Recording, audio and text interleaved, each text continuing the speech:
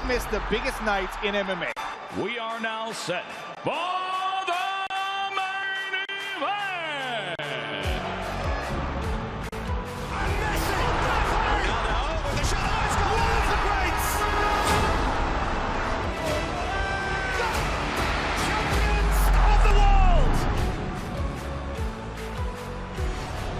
There's all to play for, which is so exciting. These teams have to come in here and give it their all.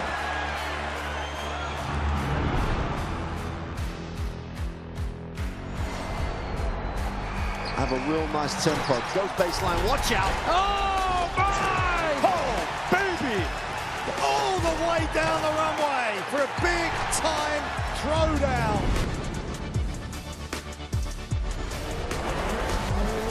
That's a lot of fans out there. Look at that! The drama keeps continuing, Shelly. This is just brilliant.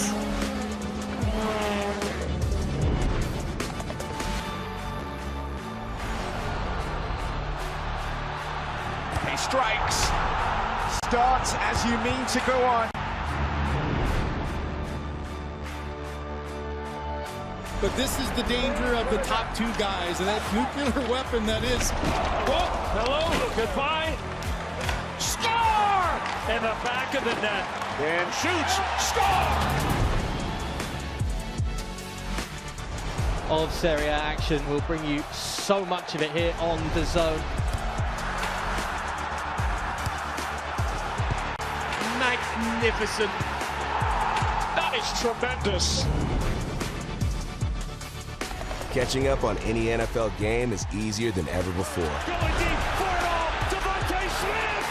He has got it. Touchdown. Your Eagles are world champions again. DAZN is the home of boxing. Really spurs you on, gets you going. Let's make history. Pure power. There's no way back from this, surely.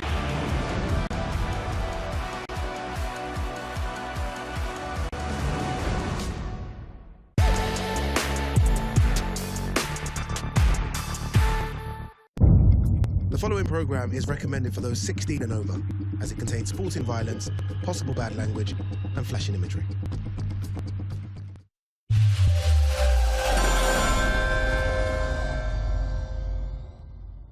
This is the moment the world has been waiting for. The judges are ready, the fighters are ready, the boxing world is ready. The fight starts now. Let's go. How do you like it? Off the show. So aggressive, so focused. It all comes down to this.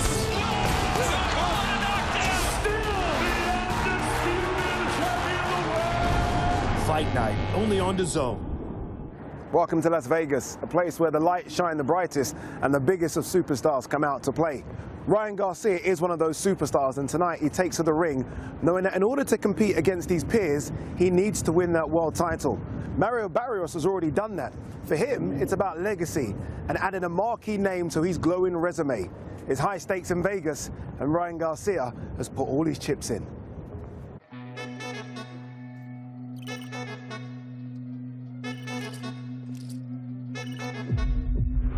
I need a world title.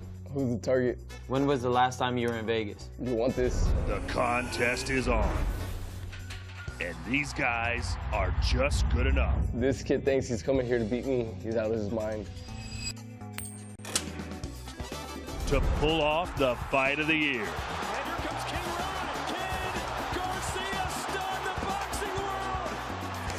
Mario Barrios, Ryan Garcia. I get the win by being who I am. Very unpredictable, very explosive, so that makes him a dangerous opponent. This fight means everything to me. Are you ready? You don't want to miss 1 second. I just feel like it's a do or die moment. The ring, high stakes. Welcome to Las Vegas, the home of the high rollers, the big superstars, and where the glitz and glamour all come together. And hopefully the glitz and glamour will be here tonight to witness what we expect to be a full crowd at the T-Mobile Arena. as Ryan Garcia bids to become a world champion for the first time, taking on the champion. That name is Garcia-Barrios, plus a stellar undercard, which has been dissected somewhat. We're going to get into that in a minute. Welcome into the studio as well. I am Adi Oladipo, alongside a couple of superstar guests with me. We have Mike Coppinger, we have Chris Mannix. Let's get straight to the big breaking news. You guys would have seen it trending all over social media, and that's that we miss our chief support. Our co-main event is gone. Richardson Hitchens out in his fight against Oscar Duarte. Fill us in, Mike. You broke the story. What's happening? Yeah, Ade, I mean, it's a big bummer. It's the fight I was most looking forward to on this undercard, and what really got Richardson Hitchens is he had to do another weigh-in this morning per the IBF rules. He was defending his IBF title, and on, I think it was Thursday at the press conference, right, Hitchens was open about when he fought Gustavo Lemos, how drained he felt from that second weigh-in. So he weighed in this morning under the 150-pound limit, and then he started vomiting, I'm told. He felt ill, and then had to pull out of the fight. Yeah, it's a big blow. A lot of people were looking at this as the fight of the night, right? Again, Oscar Duarte was, again, I think, fantastic at the press conference, and they were going back and forth, and this one had the intrigue. It's a big blow to lose it from the card. It was a terrific matchup. World title in the line for Oscar Duarte. His opportunity to fight for a world title for the first time, win a world title, get bigger and better things. And it's disappointing for Rich Hitchens. If we're being honest, it's unprofessional. You can say what you want about the IBF rehydration clause. A lot of people don't like it, the 10-pound rehydration. They are the only one of the 4 sanctioning bodies that requires this 10-pound rehydration. But Richardson Hitchens has fought under these rules for several years now. He said coming into this event that he had hired new nutritionists, he was working with new people, that what happened with Gustavo Lemos, where he made the weight poorly, would not happen this time around. I talked to people that were at the rehydration this morning. They said he looked fine there. He said he looked like he made it comfortably. Something happened over the next few hours, whereas rehydration just went haywire. And that is a bitter disappointment for someone like Oscar Duarte. And that's what this is all about. Oscar Duarte is someone that craved this opportunity, 4-0 since his loss to Ryan Garcia, working with Robert Garcia during this stretch. And Richardson Hitchens, you know, it's unprofessional to have a situation like this play out. Yeah, Anna, Richardson Hitchens has been asking for the big fights since that George Kambosos win. He's like, look, hey, look, give me a big fight. This is a big fight. This is a big card, right? His name was written up on the Las Vegas Strip. Unprofessional, says Chris Mannix. Is that a fair statement? I think it's more than fair from Chris Mannix. Absolutely. I mean, you sign up and you sign a contract, you know you have the IBF title. Don't fight for the IBF title then if you don't want to deal with the same-day weigh-in. Do I like the same-day weigh-in? No, I don't. But I also don't like fighters costing another fighter an opportunity. Oscar Duarte earned this shot. It was a heated press conference, right? We enjoyed all the back and forth, the banter, and it was a great matchup of styles. The boxer and Hitchens against Duarte, the pressure fighter, and I hope the IBF does the right thing now and strips him of the title. Yeah, I'd add one more thing to this. I was talking to Robert Garcia earlier in the day after Mike broke the news, and one thing he was trying to do was trying to figure out if they could do a Frank Martin versus Oscar Duarte fight for an interim IBF title. Now, of course, that's not possible for a number of reasons. First and foremost, that Frank Martin weighed above 140 pounds for his fight with Nahir Albright. But I give Robert credit for creativity, trying to make something work, but it sure looks like Oscar Duarte is going to be going home without a fight. Yeah, and you can understand why Robert's trying to make sure your guy gets a fight. Again, it's been a 12-week fight camp. We saw the images of him on the scales there. It looked fantastic. He's been asking for this big fight and a big opportunity, and he misses out, and it's gut-wrenching from him.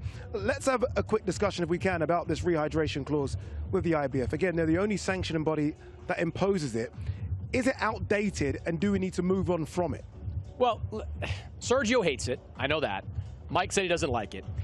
I take a perspective of, if you rehydrate more than 10 pounds in 24 hours, it's not really healthy to begin with, right? Like, you shouldn't be putting on 15, 20 pounds. Yeah. How many Zurdo Ramirez fights have we called over the years where the guy weighed in at 168 or 175, and then on fight night he was weighing 200 pounds? It's just not healthy. I think the IBF rehydration clause, while problematic for sure, I think it does serve a purpose where guys, they're not going to fight for an IBF belt unless they feel they can healthily, if that's a word, get into that 10-pound range. So I don't hate it. I understand why fighters really don't like it, but it's like Mike said, that's what the IBF calls for. And if you don't want to fight for an IBF, if you don't want to do that, don't fight for an IBF title. Mike, what happens, do you think, with Richardson Hitchens now? Is it a case of he gets stripped, or is it a case of he now jumps to 147? Keith Connolly, his manager, at the press conference was talking about a potential fight with Devin Haney at 147. Do we see him at 140 again, or is it a case of maybe he sticks around at 140 but challenges for another title? I would like to see him move up to 147. And I think one of the biggest problems with boxing is that we have 17 weight classes, sometimes 18, right, if you recognize Bridger weight. And maybe it sounds counterintuitive, right, to the viewer, but if we had less weight classes, then the fighters would be forced, in my opinion, to fight at the proper weight. If you can't make 140, you go to 147, and then there is no 154, right? Either you're at 147 or you're at 160. And I think if you did that, that would put fighters at the proper weight. I think with Hitchens, he will go up to 147. I think he's done fighting at 140. But I think he kind of nuked his value, you know, by doing this and losing his world title. It's sort of similar to what happened with Keyshawn Davis in his fight last year against Nahir Albrecht. Keyshawn Davis was supposed to fight at 135, missed weight by 4 pounds, lost his title, and then had to kind of rebuild a little bit. Now, he did it quickly with a tremendous performance against Jermaine Ortiz, but the dreams of Richardson Hitchens fighting Devin Haney, I think, are dead for now. The dreams of Hitchens fighting for a world title at 147, I think, are dead for right now. He's going to have to go up to 147 and kind of rebuild over 1 and 2 fights to put himself in position to fight for a title. And maybe it'll be the IBF too, like he's a former IBF champion. They might put him high in the rankings at 147. He might be doing this all over again at 147 pounds. Yes or no, does Oscar Duarte fight next for the vacant IBF 140-pound title? You know, I would sure hope so, Ade. I mean, Oscar Duarte, like you said, or Mannix said, 4-0, right? He's looked fantastic. And I was so impressed by the way Duarte fought against Kenny Sims in August, right? And Kenny Sims is a great guy to get ready for a Richardson Hitchens. I mean, nonstop pressure. He looked fantastic during the second half of the fight. I thought he was going to have a great showing tonight, and I just feel gutted for him. Yeah, nobody likes kicking around the sanctioning bodies more than I do, and I hope that the IBF does the right thing here. This is a guy that's a professional, made weight, is in the IBF rankings already, was ready to go, a good name, top fighter, coming off that big win over Kenneth Sims. He deserves the opportunity to fight for the IBF title against the next top challenger, whoever is in their rankings. All right, you said, Chris Mannix, that Sergio Mora doesn't like the IBF rehydration cap. Doesn't like much. I mean, he doesn't like a lot. I'm about to say, this is Sergio we're talking about. He is ringside with Todd Grisham. Gents, what do you make of what's happened? Yeah, let's get the fighter perspective on this, Sergio. You've taken a lot of pride in the fact that you never miss weight, you never had to pull out of a fight. But you've told me the story many times about you came really close. Back in 2008, you just beaten Vernon Forrest for your world title, the WBC. You went partying all week, eating whatever you wanted, drinking whatever you wanted. They called you and said, hey, you're going to fight again in 3 months. You almost didn't take the fight. You decided to do it, and it almost went terrible for you. Tell us the story. It went terrible, but here's the thing. When you sign a contract, you agree to make a certain weight, especially when you're on the championship level. You're demanded to train for the fight, be prepared for the fight, and defend that championship. But it all starts with that fight. It all starts with making weight. The thing about Richardson Hitchens, he's very tall for the weight. He's very long, he's lanky, he fills it out nicely. But you're a professional. This is going to be a championship night for you. You have to suck it up. Fighters need to suck it up, especially when you're champions. Hitchens refused to do that. But you said the day of that fight, the rematch against Vernon Forrest, you were laying on the floor and you're talking to your coach. You were thinking about maybe pulling the plug. I was thinking about it. My trainer convinced me not to do it, but I was starting to feel ill. It's not that you're sick. You're just not prepared mentally, and you know that you drained your body. You're not going to be at your absolute best when you know your opponent. You see how he looks. You see how strong Duarte looks, and that plays head games on you, and the more head games you are, the more sicker you get. What do you think about that IBF? Hate it. Say, I like it. It's like, if you're going to fight at 140 pounds, you should at least be close to 140 pounds. What's the point of fighting for a 140-pound title when you're walking around at 165? It makes no sense. It makes no sense to you guys, the casuals, or everyone on the outside. Fighters, once we make the weight, that's what we don't want to focus on weight anymore. We want to rehydrate. We want to eat. We want to be comfortable. We want to get the rest and just think about the fight. But if you're having to worry about your weight, that's the fight before the fight. But isn't that the point? You don't have to worry about your weight if that's your weight. You know what I mean? If you weigh 145 pounds walking around, you cut 5 pounds, that's fine. But when you walk around at 165, you have to cut 25 pounds to make weight, then of course you're worried about your weight all the time. The majority of fighters are cutting at least 15 to 20 pounds. I mean, that's just what I've seen. That's my experience. You're not going to stay within a 5-pound limit. 10 pounds maybe the max. But when you're that tall, when you're that long, when you have the wide shoulders, you rehydrate a lot faster and a lot more than the shorter, compact, strong fighters. All right, so last question for you. What should the punishment be, if there is any, for Richardson Hitchens not fighting tonight? I think there should be a punishment financially because he let a lot of people down. The slot could have went with somebody else. Not strip him because he is ill. Not strip him for the title, but a fine and maybe make him understand that these slots are important and punish him a little bit when it comes to giving him the big slots in the next fight. All right, we'll send it back to you. I'm sure Chris Mannix does not agree with Sergio saying he should not be stripped of the title. What are you talking about? Don't strip him of the title after he had this happen where illness? You don't even believe that. Did he make the weight, Chris? No, he didn't. He did not. Well, he made the weight. That's all I want to know. He made the weight. He made the weight. He could have defended the championship, but he fell ill after the weight. So that's it. He fell ill because of how he rehydrated to the weight. I don't think you get a do-over on this situation. I think if this happens, you deserve to get stripped. I don't think it matters. I think it's academic. I think he's going up to 147 either way, and he's not doing this. But I think that title should be vacant, and I think Oscar Duarte should be fighting for it. Well said. I think, look, regardless, and thank you, Todd, thank you, Sergio. We're going to go back to our comms team a bit later. I guess regardless of the situation, whether or not we agree he should be stripped or not, I think he will be moving up, so that belt will become vacant. A good point everyone seems to be making about the weight classes in terms of fighting closer to your weight. And we've had this conversation for years, and I think we've seen guys that are moving up in weight put on better performances. Benavidez looks fantastic all of a sudden. Now he's jumping to cruiserweight. Hamza Shiraz looked really good against Edgar Berlanga. Shakur Stevenson, who I didn't think could really perform at 140, looks fantastic at 140. Is there a wider conversation with managers and trainers about fighters fighting closer to their natural weights? Absolutely, Ade. I think it's an archaic way of thinking that Mannix knows all about it, right? These trainers and managers have these fighters boiled down to as small a weight as possible so they can have these size advantages in the ring, right? You have a 5'11" Ryan Garcia that was fighting at 135. You have like a 6'1" Mario Barrios tonight who used to fight at 122. And I want to point out on the IBF, the reason I have an issue with it is because the other three sanctioning bodies don't do it. And further to that point, right? The IBF used to make it so that if you fought in unification, you still have to do it. They got rid of that a couple of years ago. Now, if you fight in a unification, no longer do you have to do the same day weigh-in. Yeah, it's the old Gennady Golovkin, Daniel Jacobs rule, where Daniel Jacobs said, you know what, IBF, you could stick your belt in the drawer. I'm going to fight for Gennady Golovkin's 160-pound title. Look, there are I mean, Joe Goosen is the trainer of Mario Barrios tonight. Joe Goosen has long been a proponent of same-day weigh-ins. He wants to see weigh-ins happen on that day for the official part of the fight. That might be a little extreme. It is something that happened over the years. Historically, it's been part of boxing's history. But I do think if you are going to rehydrate more than 10 pounds, you should not be fighting in that weight class. What does that represent? I'm bad at math. 8%, 7% of the total weight of Richards and Hitchens. If you are going to put on that much weight in less than 24 hours, you should not be fighting in that weight class. Simple. There you go. All right, let's focus on fighters that are going to be fighting at this event today. There is a bit of a reshuffle as well, and I think it's a good one. Amari Jones versus Luis Arias, which is almost a prospect versus a former prospect, if you like, is now going to be moved to the pay-per-view portion of the card. Make sure you scan the QR code so you don't want to miss that. Just go to DAZN.com/boxing as well to buy the pay-per-view. It still is a really fantastic card, and there is still so much to look at ahead to. But let's look at the main event. Ryan Garcia bidding to become a champion for the first time. We were speaking, Mike, yesterday about all his contenders, all his contemporaries around him have all won world champions. Not just one, they've all won it in multi-divisions now. Ryan seems to be the only one sort of lagging behind a bit. He has to win this fight today. It's a lot of pressure, but he has to win this one today. No, he has to win this fight, Ali, and he has to look good doing it. It's not going to be enough, in my opinion, to just have his hand raised at the end of the night. And this is really the fourth consecutive year that Ryan Garcia enters looking to win a big fight.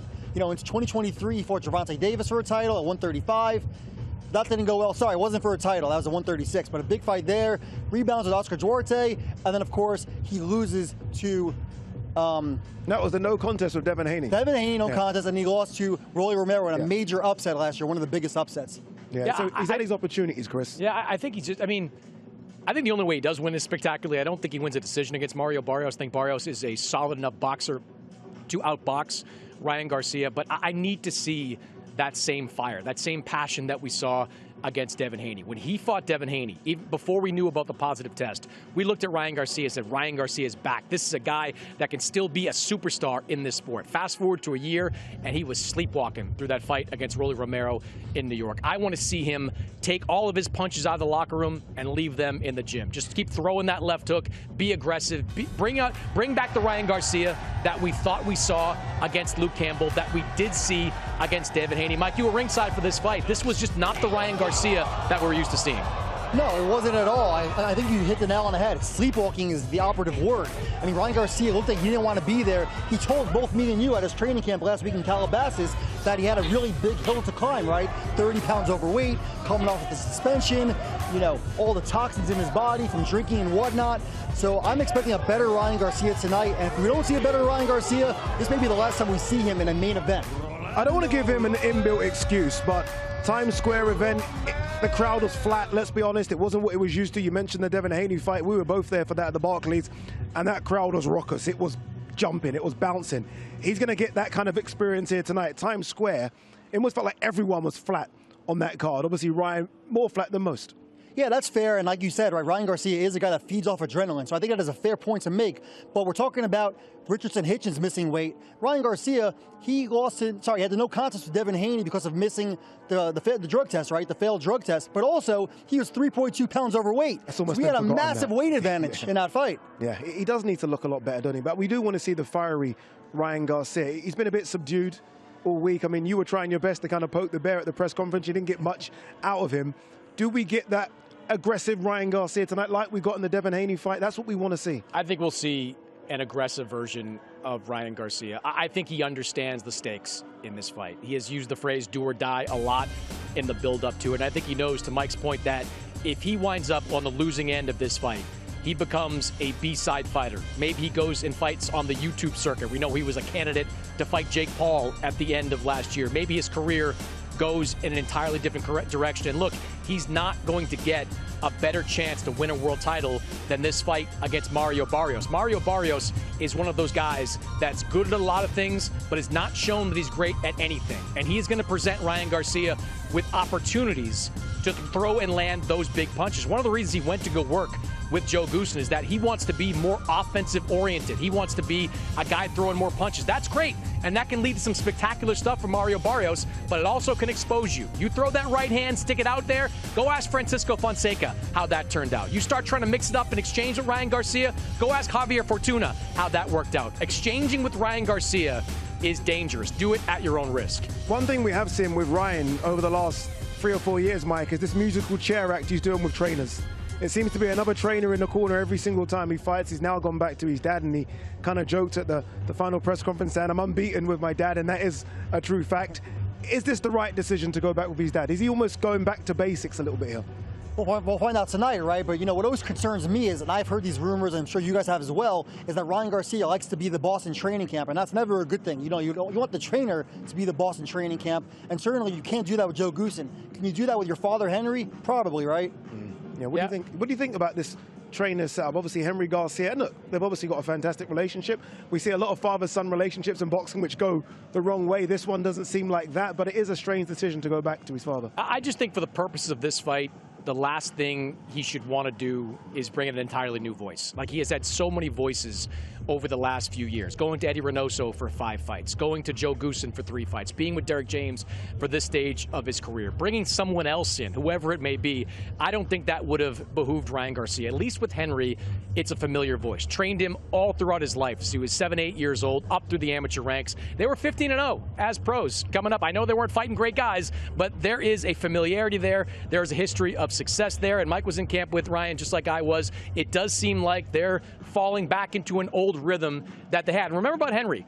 Henry's been there for every one of these fights. Yeah. He didn't step aside and go hang out in the locker room when Ryan was fighting under Joe and under Eddie and under Derek James. He was in that corner dispensing advice at the same time. So he's familiar with where Ryan Garcia is at in his career. Another man who has kind of switched trainers a few times over the last few years is Mario Barrios, but he might argue and say, it's worked for me. I am the WBC current welterweight champion. Let's get a bit more on Mario Barrios. Let's go ringside again to Sergio and to Todd. Gents, Mario Barrios maybe coming in as the underdog here, but very, very confident throughout fight week. Yeah, indeed. Barrios has taken a lot of heat, a lot of criticism, Sergio, for having that draw with nearly 50-year-old Manny Pacquiao. But let's focus on the positives. He won the last 3 rounds on all 3 judges' scorecards to earn that draw. He's a great closer, and we've seen Ryan Garcia towards the end of fights fade maybe a little bit. Could that be the difference tonight? Maybe, but it's not that he's a great closer. It's just he doesn't really put a lot on the line every round. He just tries to squeak out quiet rounds and win. So if you get past the 6th, the 7th, the 8th round in the second half of the fight, and Ryan Garcia is in a tight fight, that's when Mario Barrios can actually impose his size, because he is going to be the much bigger fighter, taller, longer, possibly even stronger, but explosive hand speed is going to be on Ryan Garcia. So the quieter you are, the more you use that ring, if you're Mario Barrios, go behind that jab, keep that right hand right to the right side of your face, because that's going to be the only punch that you're going to be vulnerable to, the left hook. So avoid the left hook, land the right hands, keep that distance, keep that range. and avoid getting hit to the body. That's the one thing Ryan Garcia is excellent at. You can ask Luke Campbell. He got knocked out to the body. He's an excellent body puncher with that left hand. Mario Barrios is going to have to be really tight with that elbow tucked in. Yeah, Gervonta Davis dropped Barrios twice with body shots. Are we going to see any new wrinkles tonight from Barrios, or what you see is what you get? You just deal with him? No, you are who you are. I mean, he's already been to this level. I mean, he got to the championship level being who he is, so he's not going to change his stripes nowadays. I mean, he's on the championship level, defending that belt. You're going to get what you get. So if you're instructing Barrios at the beginning of this fight, how do you want him to come out and approach Ryan Garcia? Use the jab, and use the jab around the torso area. You don't want to really exchange punches with the faster fighter. You definitely don't want to exchange hooks with Ryan Garcia. So you keep it quiet. You try to avoid excitement if you're Mario Barrios. Keep doing what you've been doing your entire career. Just barely hang on, barely win rounds, and squeak these decisions. And he's barely surviving. He's not winning. Back-to-back draws, Sergio. How likely is it that we're going to see 3 straight draws for Mario Barrios tonight? I'm telling you right now, highly likely you see another competitive fight, because this is what this man does. He gets early knockdowns, but he also cuts. He also bleeds. He also gets hit. Mario Barrios, he's a fun fighter because he does get hit with shots and he does put fighters down, but it always goes into the decision. It always goes to the 12th round, and that's where Ryan Garcia starts to struggle in the second half of the fight. Yeah, according to Eric Raskin, the last fighter to get 3 straight draws was way back in 1888. Can you imagine if he does it again here tonight? The research that Eric Raskin had to go through, but shout out to him. I've seen plenty of back-to-back rematches, but 3 in a row, that's gonna be something I never heard of, but it's possible. Yeah, it was Albert Griffiths from Australia back in 1888. All right, let's show you what else we have in store for you on the fight card here tonight from Las Vegas, Nevada. Obviously, the co-main event is canceled.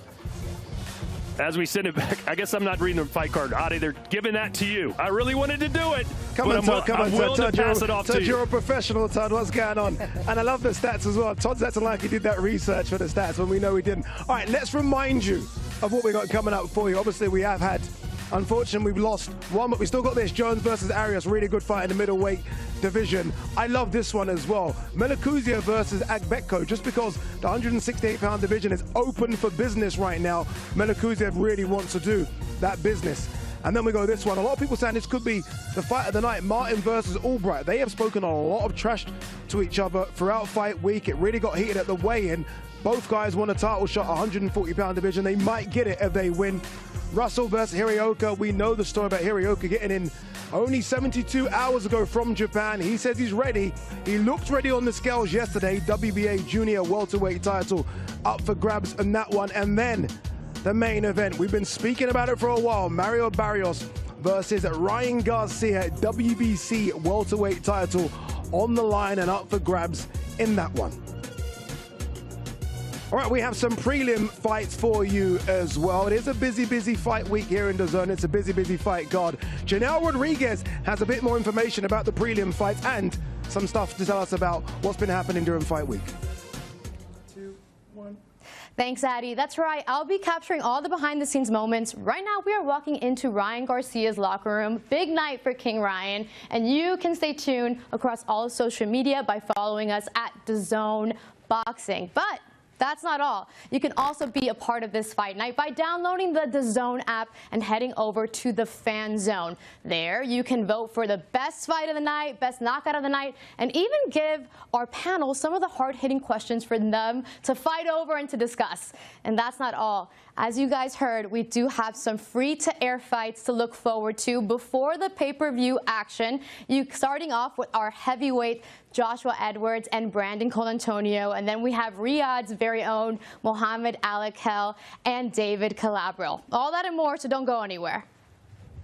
Thank you very much, Janelle Rodriguez, who's part of the DAZN team now, been doing a fantastic job all fight week. I mentioned a bit earlier that there have been a bit of a reshuffle because of what happened with Richardson Hitchens. So we do now have Amari Jones versus Luis Arias as part of the pay-per-view portion of the card, which is, I think, a really good fight as well. This is interesting. And wait till you see this. This is Luis Arias finding out that he's now part of the main card. This is what we like about the sport of boxing sometimes. Oh, no. Hitchens is out. It says he got sick. Please. I need to move us What's up? Put on a good fight for you. You know what I like there? He's like, okay, Hitchens is out, but oh, that means I am on the pay-per-view card, which means a couple of extra dollars in the back pocket as well. We spoke about this fight. It's a really intriguing fight because there was a time when Luis Arias was that prospect. He ran into a certain Danny Jacobs, and since then it's kind of been win one, lose one, win one, lose one. But I still think he could be dangerous to Amari Jones. Yeah, absolutely. Opportunity knocks right now, right? And Amari Jones is a very quality prospect, like you said, former Devin Haney stablemate. But this is a big step-up fight for him. He hasn't fought this level of competition yet, so I think both these guys now have the spotlight on them, and we're going to see who delivers. Yeah, and we have seen Luis Arias cause the upset before. It was a long time ago, 2021 against Jared Hurt, who was a big 154-pounder back then. He can do it. You just wonder what's left in Arias. Yeah, when I saw Luis Arias a couple of fights ago, he had a pretty wide decision loss to Eric Priest, and that made me wonder kind of what does he have left in the tank at this point. But I think for Amari Jones, this is a great litmus test. It's a great barometer for where you are. Luis Arias has been in with a lot of top names in the junior middleweight and middleweight division. He has only been stopped, I think, one time in his professional career. If Amari Jones can come out, put on a spectacular performance, stop Luis Arias, that's going to be a nice feather in his cap. It certainly will. But that's to come. Remember, that's part of the pay-per-view portion of this fight card. Just go to DAZN.com/boxing. You don't want to miss that. You can scan the QR code on the screen as well. All right, we have some time to fill, which is always good because we can talk a lot, but I know you don't want to hear us talk that much. You'd rather see from Mr. Ryan Garcia. Here's a little clip of On the Ground featuring King Rye. Feels like a do-or-die moment. I've already done this too many times to even be too worried about it.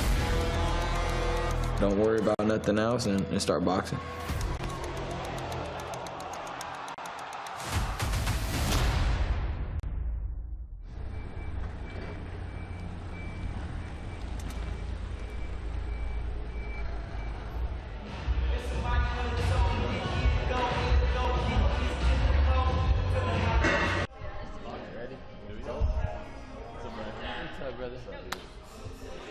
For this camp, we've been keeping it pretty with the same kind of pattern. You know, we wake up around 8:30, and then head to the, strength and conditioning gym. We lift weights, we do, conditioning drills, sprints, all that stuff. Then we take a minor, 10-minute break, and then we head to, boxing. Today we're here strengthening, conditioning, fine-tuning for the last stretch. Make sure that the body feels right and that we are strong. Keep that pace, keep that pace. 30 seconds. Last 30 seconds. Attaboy. Perfect. He's totally in shape, and he can only get better, but he's already at his peak. I'm really happy and proud of him. Attaboy, champ, let's go. There you go. Y'all see that one pimple right there in the middle of the nose? That means I'm reindeer. I'm Rudolph the reindeer. What was he? He was different. Santa wanted him. Nobody wanted him, but Santa did. Let's go. I'm different. How I get to this point in training camps, when I really dial in, really pay attention, really just go all into this, just like let my mind go. It's like you get into this mode where it's almost like just pictures playing in your head. Like when you're training, you're not even there really. You're just in a whole different dimension. Ryan's intensity right now in camp is through the roof. It's absolutely superhuman type of stuff. I try to do some of the stuff, and I try to give some of my other clients that I work with some of his workouts. Can't even last a percentage of it, man. He's doing crazy numbers right now.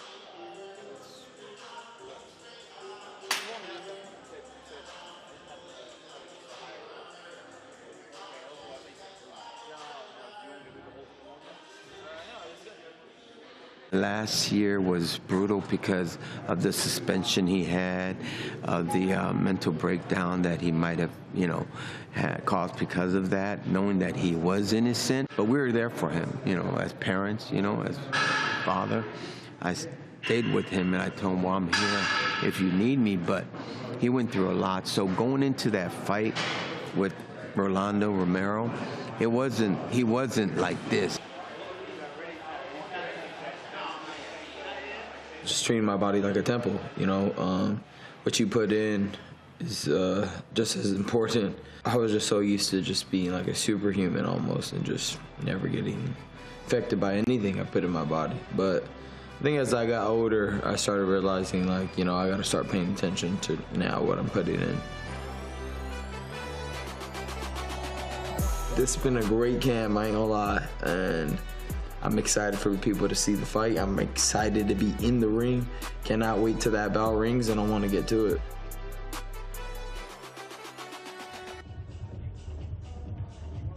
Look at that, always beautiful, isn't it? The T-Mobile Arena, I think the best indoor arena that we've got for boxing. And there are so many good ones. Madison Square Garden, we've seen some fantastic arenas in London, which I maybe should be a bit biased towards, Saudi Arabia, but nothing, I don't think, beats the T-Mobile Arena. I want to quickly, we touched on it earlier, I do want to talk about Henry Garcia, because I look at Ryan, you went to go and visit him in camp, he does look happier. And I don't know if that's a good thing or not, because again, we saw unhappy Ryan put on the performance of a lifetime against Devin Haney, but he looks a lot happier with his dad around him full time in camp. Yeah, he's definitely loose, and like Manik said, he's been with his father in this training camp since he was 8 years old, so there is a lot of comfort there. I don't know if comfort's a good thing for Ryan Garcia, but I want to see Ryan Garcia use that right hand. You know, we saw him use the right hand against Oscar Duarte. He's mostly a left-handed fighter, and once upon a time, Manny Pacquiao was only a left-handed fighter. He developed the right hand. I think that's going to be the key tonight. Is it a full-time sort of commitment to his father now, do you think? I mean, I guess a lot lingers on whether or not he becomes world champion tonight, but if he does, is this it now, him and his dad forever? Or is there going to be a switch eventually again down the line? I do think a lot of it depends on how he looks tonight. If he looks spectacular, knocks Mario Barrios out in the 4th round, if it ain't broke, don't fix it, is what they say. So I think you could see Henry Garcia stay in charge of this team if he struggles. And even if he wins a decision, maybe Ryan decides to go to a veteran trainer. There's been a little bit of a thaw between Ryan and Eddie Reynoso over the years. Maybe he looks in that direction. I don't think Derek James, I don't think that was a acrimonious break between those two guys. But I think if he looks great, Henry's back behind the wheel of this Ferrari. Yeah, I like it. Certainly, if it's not broke, why fix it? All right, let's focus on Mario Barrios as well, the current WBC welterweight champion. He has a familiar face in his camp as well. That man is Mr. Joe Goosen. This is On the Ground with Mario Barrios.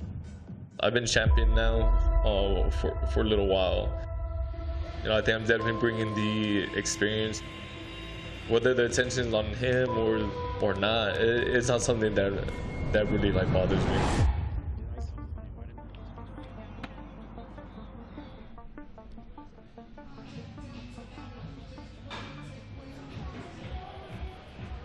Mindset is just not much different. You know, still focused on you know, the end goal, which is, you know, victory, you know, on the 21st. But regardless, you know I have a dangerous Garcia, you know, in front of me, and a very unpredictable Garcia. So that's what, you know, I'm getting, you know, ready for.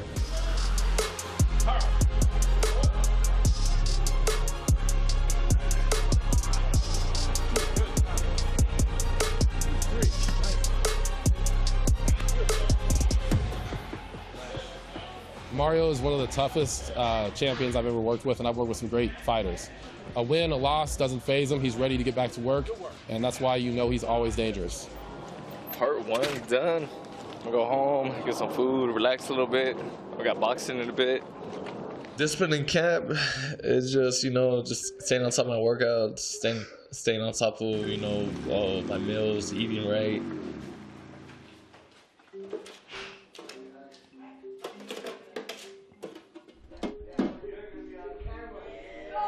I was making some late breakfast, some eggs, some venison.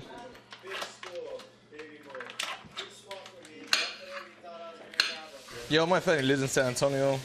My mom, my 3 sisters. My older sister, so, you know, she will come out to camp with me. My sister could have whooped my ass. Probably until I was like 17.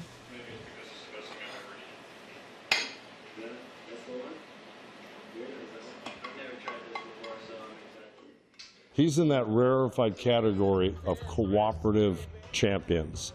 But you know what I found out over the years? The best guys always listen. The dance floor. Mario's been a great partner in this effort because, you know, sometimes you switch to a new trainer. There's a lot of new things being thrown at you. Mario really adapted quickly. He never complained.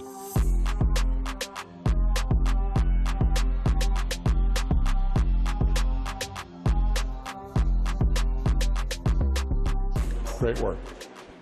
And guess what? We get to do it again tomorrow. Right?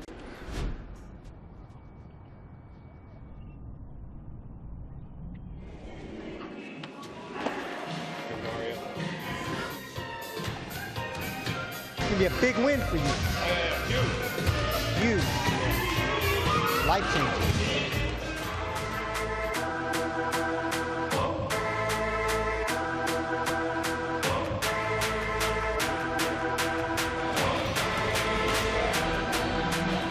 Fight, on the 21st, it means everything, for me, for my career, for everything I'm doing, in the sport.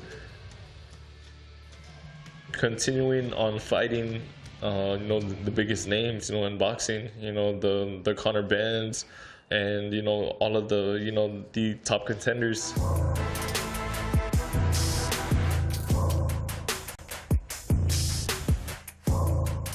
I think on the 21st, you can just expect a very, action-packed fight. I think this has, potential to be, fight of the year.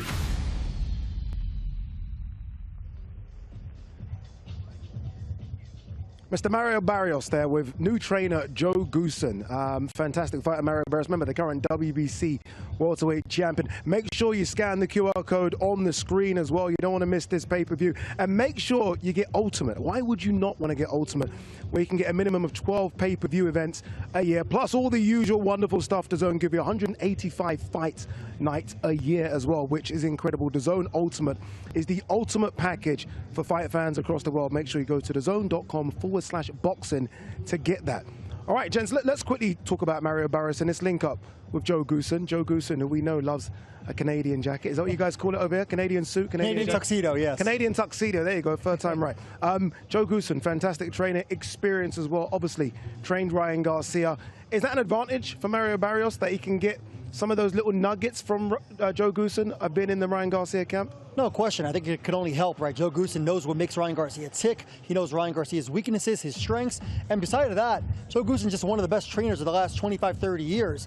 Such a calming presence in that corner. I always think back to, of course, the incredible comeback from one of the greatest fights of all time, Diego Chico Corrales against Jose Luis Castillo, right? And you had Joe Goosen in there after Corrales got dropped twice. Looks the same. Looks exactly the same. It's exactly the same. So I think it's going to be a good thing for Barrios. And I think Barrios is vastly underrated at this point. He's getting a lot of disrespect, but he's a solid, solid fighter. Yeah, I have sort of heard that disrespect as well. I won't mention the names of people that have disrespected him just in case he wins tonight, but he has been disrespected. But you look at him, he's been in big fights, and he hasn't performed in all of them, but he's got the experience of being in those. Manny Pacquiao, a big fight. Keith Thurman, Eugenia Silgas. He was on the undercard of Jake Paul versus Mike Tyson, right? He's been in big occasions.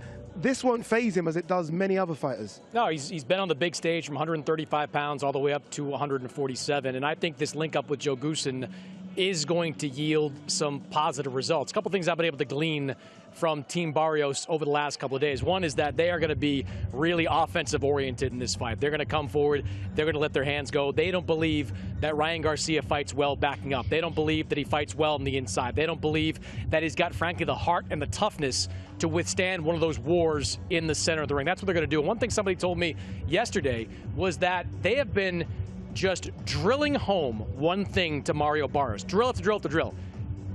Like this.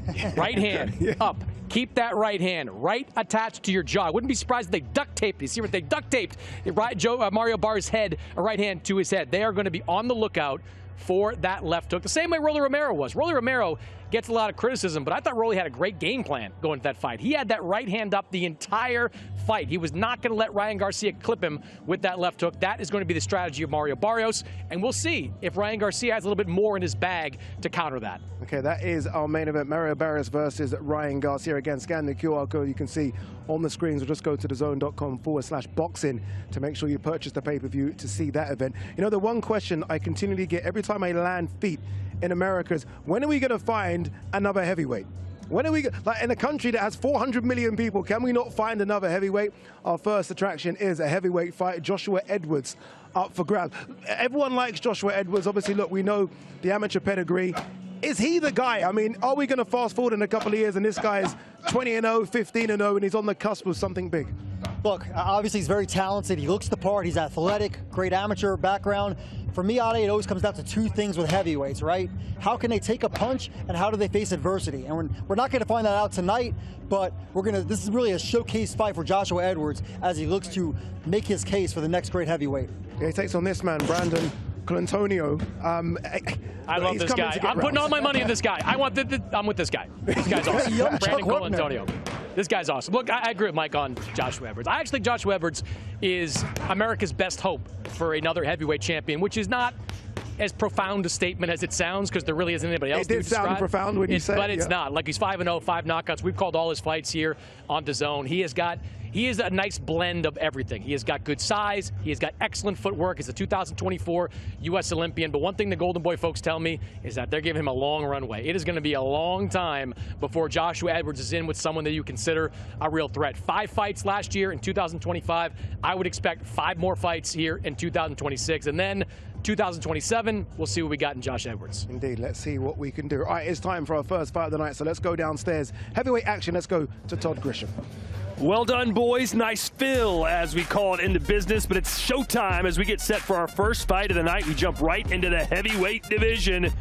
There he is, Joshua Edwards, the Rocket from Houston, Texas, 6'3", 236, taking on Brandon Colantonio, 6'4", 236. Very similar in size. Let's see what happens. Let's go into the ring now.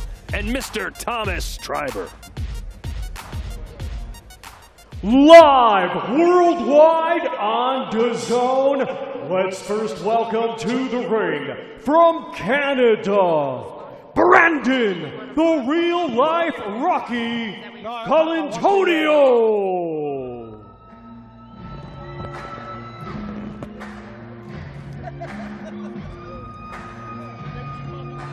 This man does not look like your typical fighter. His name, Brandon Colantonio. His nickname, the real life Rocky. Sergio, does he remind you of Rocky Balboa? No, he does not. But he does remind me of a character in Super Mario Brothers, Luigi. I mean, this is a man that very confident, very, he said all the right things, but he has a lot to prove because he lacks power, never been stopped. We'll see how he's going to be able to handle the big right hand from the Rocket in Joshua Edwards. Coming off a decision win over Esra Lucifa, that was 4 weeks ago, and right back into the fray. By far the biggest test of his career is on the way.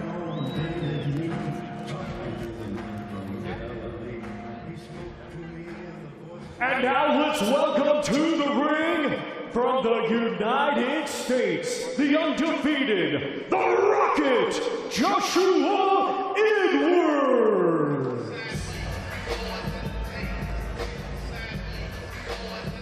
Pan American gold medalist back in 2023, 2024 Olympian, multi-time U.S. national champion.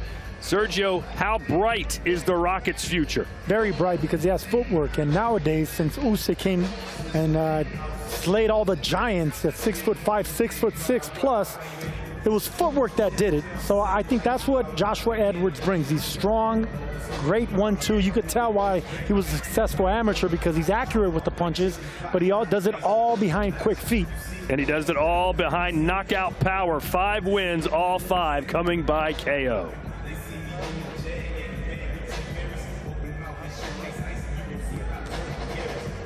Ladies and gentlemen, welcome to the ring. High stakes. Barrios versus Garcia from the T-Mobile Arena in Las Vegas, Nevada. It is being brought to you by Ring Magazine, Sella, and Oscar De La Hoya's Golden Boy Promotions in association with TGB Promotions, along with their great sponsors, Thomas J. Henry Law Firm, Everlast, and IFX Payments. A big thanks to those great sponsors.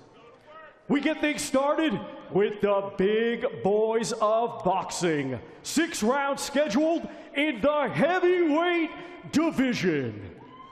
The judges are Eric Cheek, Lisa Giampa, and John McCarthy.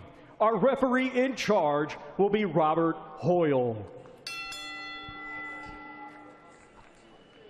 Introducing first, fighting out of the red corner. He comes to the ring wearing white with green and red and weighed in officially at 236 pounds.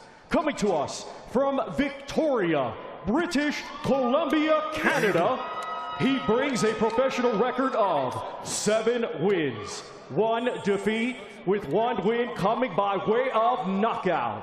Ladies and gentlemen, please welcome Brandon, the real-life Rocky Colantonio.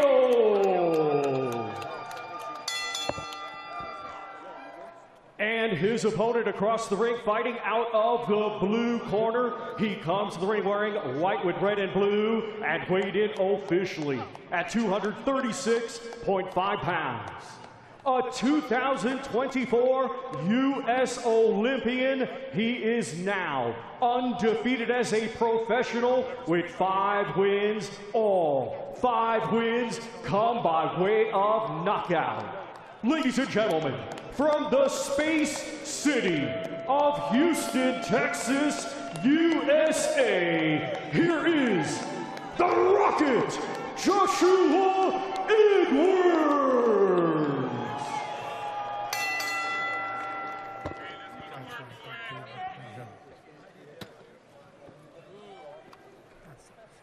Okay, I went over my instructions in the dressing room. All punches land here on the waistband are good. All punches land here on the waistband are good. Obey my commands, give me a good clean fight. Touch them up, scoot back. Well, Sergio, we've been taught since we were little children, you do not judge a book by its cover, right? But you look at the difference between Joshua Edwards and this man, Brandon Colantonio, and what do you see? I'm going to judge him by his cover. Colantonio he's a slugger. You know, he relies on exchanges, big right hand, but not as good of a right hand as Joshua Edwards. I'm gonna say this fight won't last too long once Colantonio does get clipped by the better puncher. But never underestimate the power of a mullet. And that's what this Canadian has here today. 6'4", about the same size. Good check left hand there by Colantonio that barely came up missing, but that's what he's going to have to do, punch with the Rocket. You don't want to wait and try to counter because you don't have speed on your side, so you're going to try to punch in between the shots and make this as ugly as possible if you're Colantonio.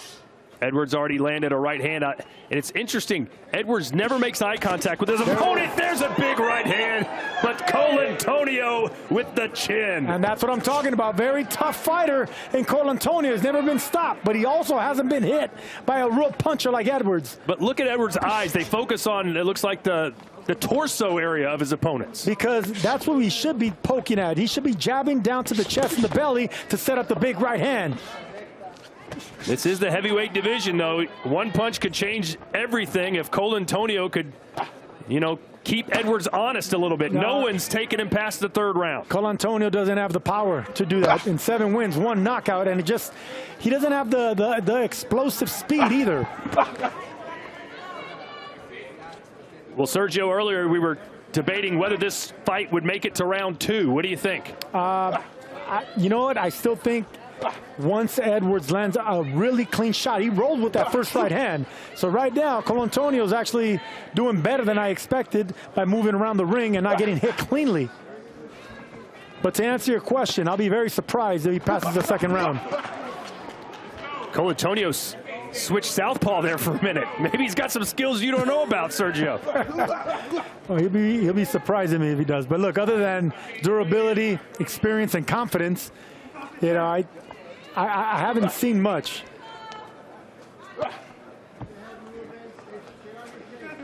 Joshua Edwards, an American heavyweight prospect with real amateur pedigree, called the Rocket, from Space City, USA, Houston, Texas. That's what Edwards needs to do right there. See how he threw that right hand downstairs? That's going to slowly lower the hands of Colantonio. Anytime you have an inexperienced fighter, he tries to dodge and parry punches with his hands. That's a big no-no. Edwards looks just so nonchalant in there. Because he's kind of he has nothing to worry about. He's walking forward with no worries for anything coming back. Well, Colantonio, it appears, will make it to round 2.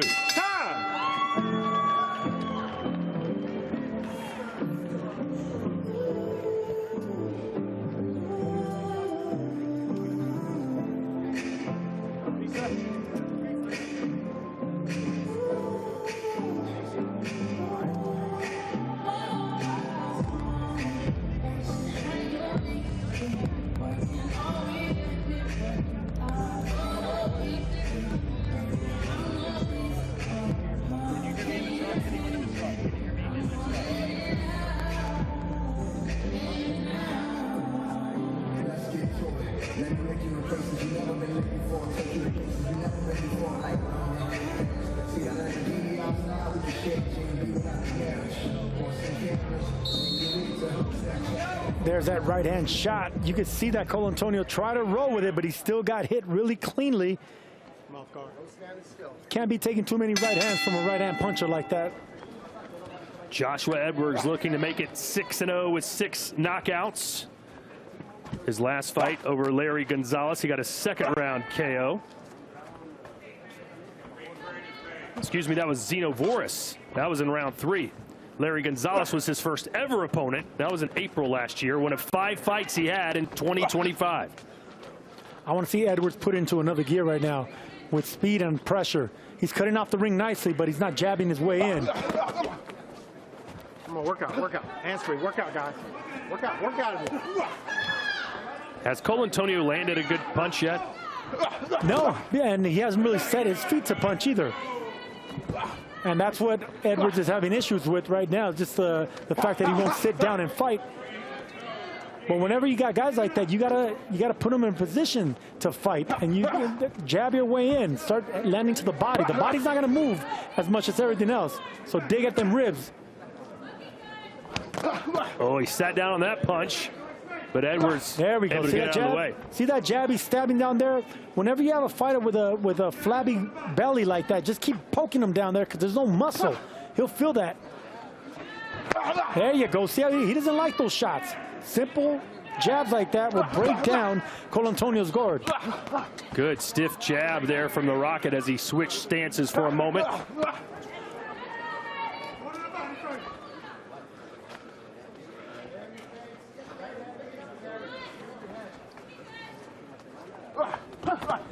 Oh, he sat down on that. Colantonio just got his chin out of the way in the nick of time. Yeah, Edwards is telegraphing that right hand. He's putting way too much power behind it. He should be focusing on speed right now. Jabs, breaking him down to the body, and then that right hand will develop by itself. You mentioned the footwork that Usyk has used to derail a lot of bigger fighters. Not that Edwards is Usyk, but he can also switch from both stances. He moves his feet so well. He's got plenty of pop. He needs seasoning, doesn't you? Ever bring up Usyk's name? You brought up Usyk's name. Yeah, but I'm talking about him beating. You just talked about Usyk's footwork causing bigger guys problems and how good Edwards' footwork is. I was building on a point you were trying to make, and now you're throwing me under the bus? No, because Usyk has brilliant footwork. I mean, what we're seeing from Colantonio right now is not brilliant footwork. No, I'm talking about Edwards. Oh, Edwards needs to develop his lower body. You think I was comparing Colantonio to Usyk? I was about to slap you. I mean, they both have body hair. That's about it. See, right now, look, Edwards there's no jab.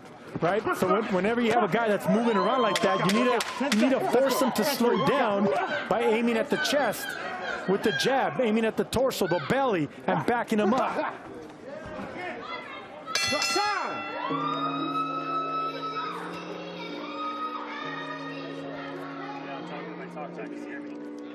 Oh, you do have the oak.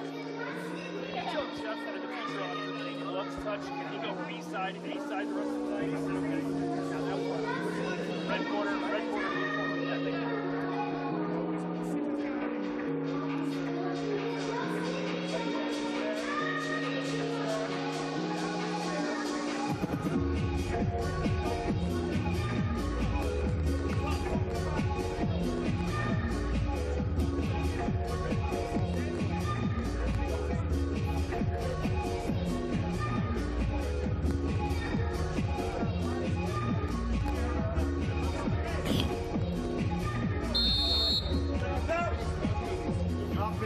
Round 3.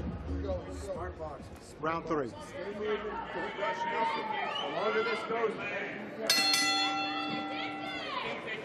Round 3.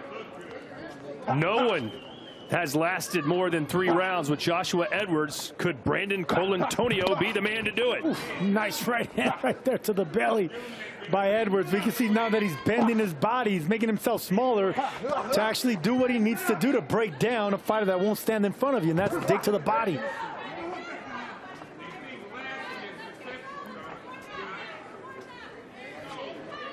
Well, Colantonio's moved around pretty well the ring. I mean, that's what you do against a fighter like Edwards, right? Yeah, he's moving laterally, moving around the ring, staying in the perimeter. But, you know, I really think that Edwards is not closing that distance, and he's allowing Colantonio to use the entire ring because there's no jab behind that. So right here, you should be doubling and tripling the jab, backing him up to the ropes, and then you can unleash your power shots if you're Edwards. The Canadian heavyweight, Brandon Colantonio, trying to crash the American prospect party. And become the first man to go the distance. Yeah, that would be Edwards. quite the feather in his cap. Or in his mullet.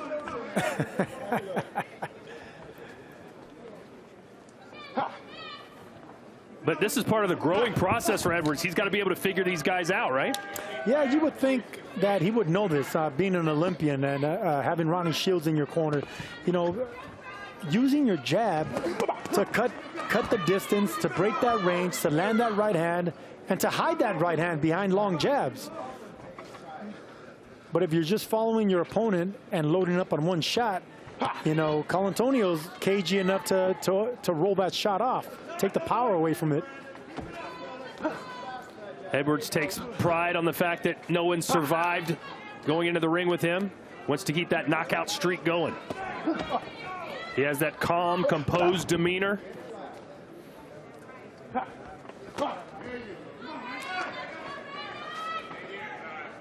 Wants to stay busy. I mentioned 5 fights last year. Would love just as many this year, if not more. 25 years old. And Sergio, you look across the heavyweight landscape, it seems like in that division, the older you get, the better you get. I mean, look at the ages of Fury and Usyk and all the other top guys. Good left there to punctuate that combination. Yeah, those are special guys that are able to do that. But right now, this is a young man's sport. The heavyweights, if you got power, the heavyweights can actually, you know, fight until the 30s. But Edwards, you know, this is a time at 25 years old to be knocking out everybody that they put in front of him, because you got the power, good left hand. You got the experience. That split the guard of Colantonio. So for the first time as a pro, Joshua Edwards will go into the 4th round.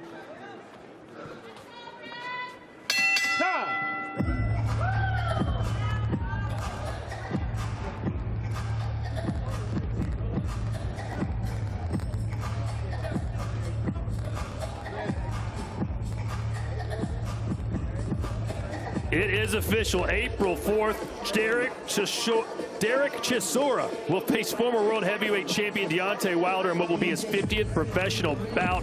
Not one to be missed, live on DAZN from the O2 Arena in London, April the 4th. What happens in that one, Sergio? I'm going to favor War Chisora. He's on a roll. I love the fact that he's gaining confidence, and hopefully it's his farewell fight, knocking out the Browns bomber. If he can do that across the pond, that's the way you say farewell to a sport.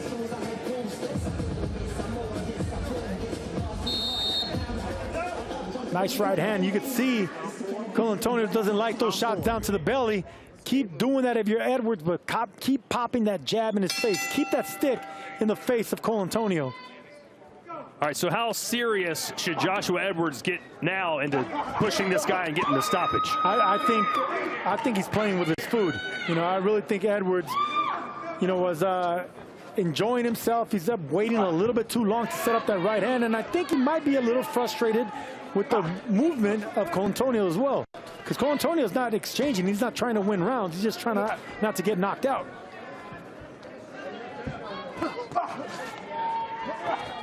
Oof. Good right hand on the inside by Edwards as Colantonio actually landed a punch. Yeah, he did. At least he threw an overhand right that landed. Yeah.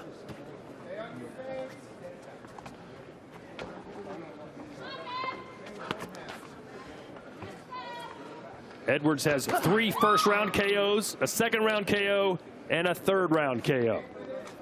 Is he about to get his fourth round KO? Weird left hand. Come on, hands free, work out. Stop. I don't know if a knockout's in the cards here, Sergio. Not if you're not going to set it up. Right now, he tried something different. Instead of landing a 1-2, he came in with a 2-1. It rocked that head back, but you're not going to knock out Cole Antonio with the 1 or 2 shots. Don't hold him, don't hold him. You need to put good combinations together. Edwards does have great combinations in his arsenal, but he's not letting them go here because he's having issues tracking down Cole Antonio's movement. And that's a red flag for a young fighter in Edwards. If he can't track down an older, slower, plodding fighter like this with jabs, it's not a good look moving forward. Come on, let him go, let him go. Work out, work out, work out. Well, Cole Antonio's strategy, if it is just to make it to the end of the fight, has worked pretty well. He's doing what he needs to do. Yeah, no, it really is. I mean, he already got farther than I thought he was going to get, and he hasn't really been hit like really cleanly, solidly. He's rolled with the shots, and he's taken the power off them. Well, he's never been stopped before. Just 1 defeat, 7 wins, 5 coming by KO.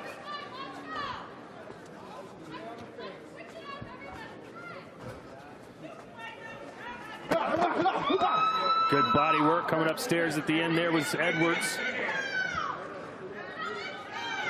He's going to dare Cole Antonio to come in the middle of the ring with him and trade shots.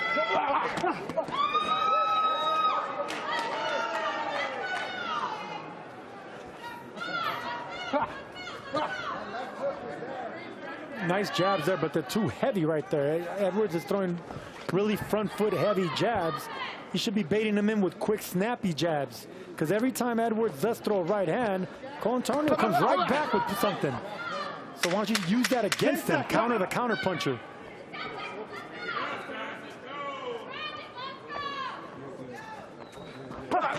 Good uppercut from Edwards to end the round.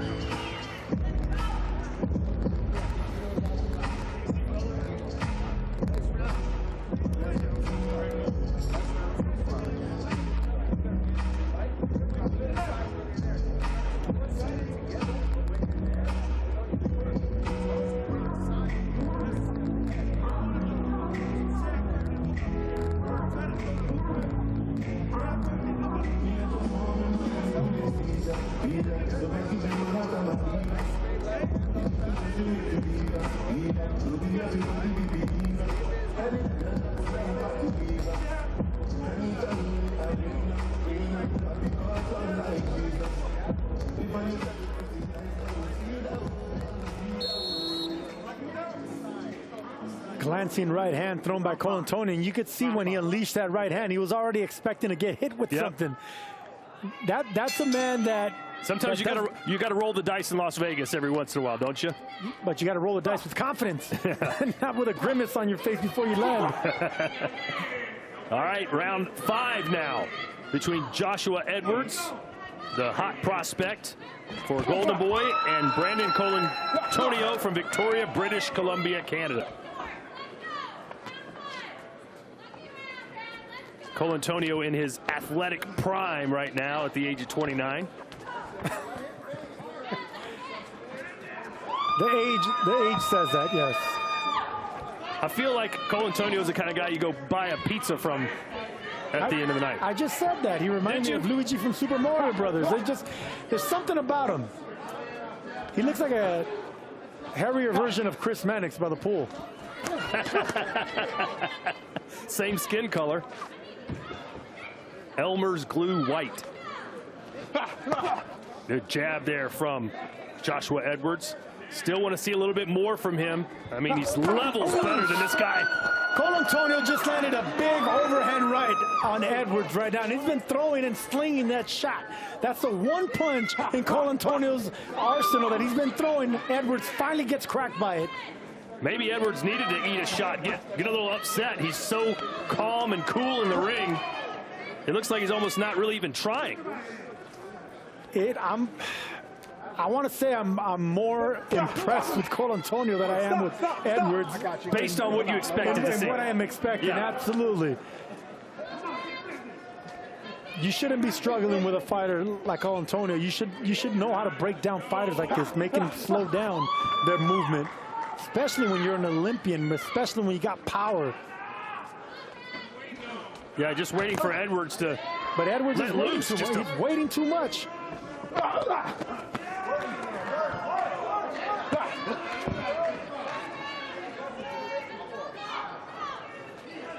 If Edwards lets Cole Antonio get to a decision, it's going to take a little bit of the shine out of the undefeated 5-0, 5 knockouts in Joshua Edwards. It just takes away the...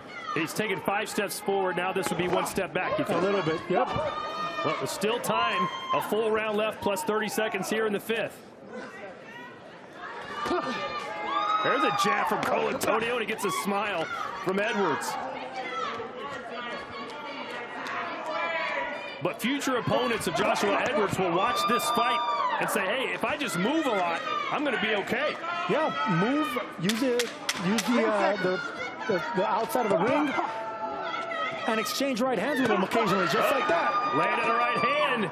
Did Cole Antonio. This is his best round of the fight. Yes, it is.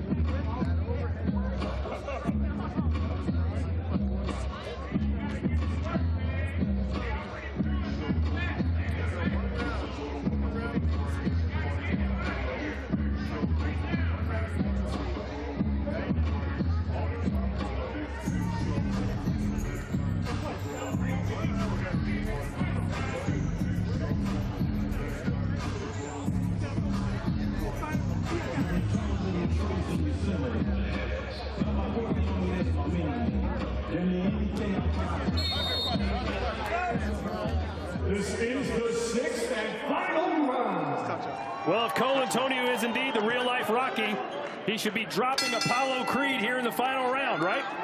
Yeah, and you know what? Losing a decision, but still winning the crowd. All right, let's see how aggressive Edwards gets here. Is he just going to be content to win on the cards for the first time in his career, or is he going to go for the gusto? Well, if he's gonna go for the gusto and get the knockout, he better implement that jab, because it hasn't been around. The jab, he's been throwing it but flicking it, but not to land. Oh, a big right hand from Cole Antonio. Looked like blood came out of the mouth there of Edwards. Every right hand Cole Antonio commits to, he lands on Edwards. Not a good look. What are you going to do if Cole Antonio knocks out Edwards here in the 6th round?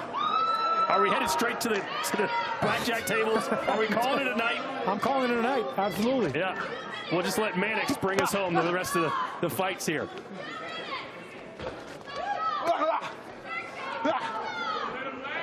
Well, we said you don't judge a book by its cover. I don't think anybody thought Cole Antonio would go the distance with Joshua Edwards. And you know, Edwards looks like he's slowing down. He looks uninterested. Yeah. He's not motivated.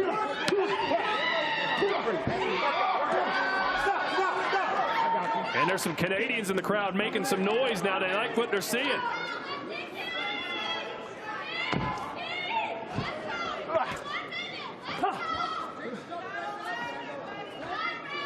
Obviously, Edwards has never lost a fight, Sergio. He's never lost a round.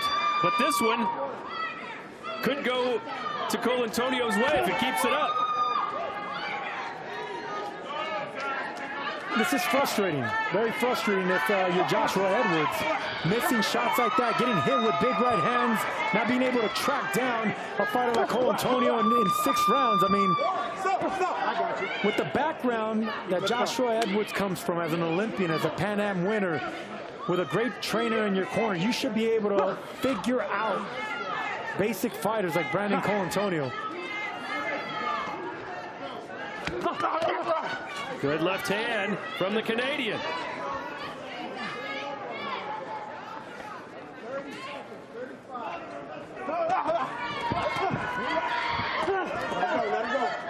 Stop! I got you.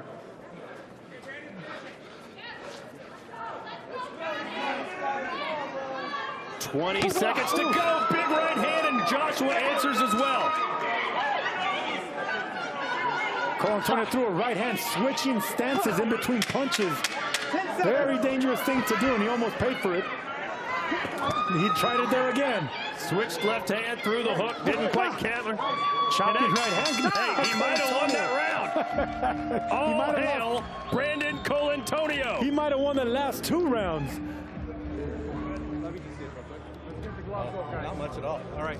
You feel good? Feel great. Ready to go. You know, Canada won gold in curling today at the Olympics, but right behind that has to be Brandon Colantonio going the distance with Joshua Edwards. I'm going to shake that man's hands afterwards. Get an autograph. I'm going to get one of those shirts. I'm going to wear it proudly rolling dice tonight. Team Colantonio, baby. I love it. I wish Chris Mannix could do the interview with him. Oh, I'm being told Chris is going into there. You got to get Colantonio too, please, Chris. We got to hear from him. Well, we got 3 world titles coming up tonight. 2 world titles rather, begin in the 140-pound division as Gary Antoine Russell makes the first defense of his WBA junior welterweight title against Andy Hiroka. To see that and the rest of the ring high stakes, head to DAZN.com and buy now.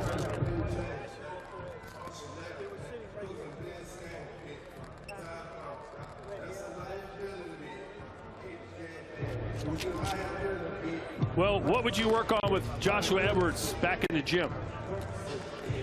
Jabs. Being able to double and triple your way in, aiming at the chest. More body shots, more upper body movement, because he was getting hit with right hands by a fighter like Colantonio. You don't want to get hit with somebody with a real big right hand. Did Colantonio win a round? We're about to find out. The drama is thick.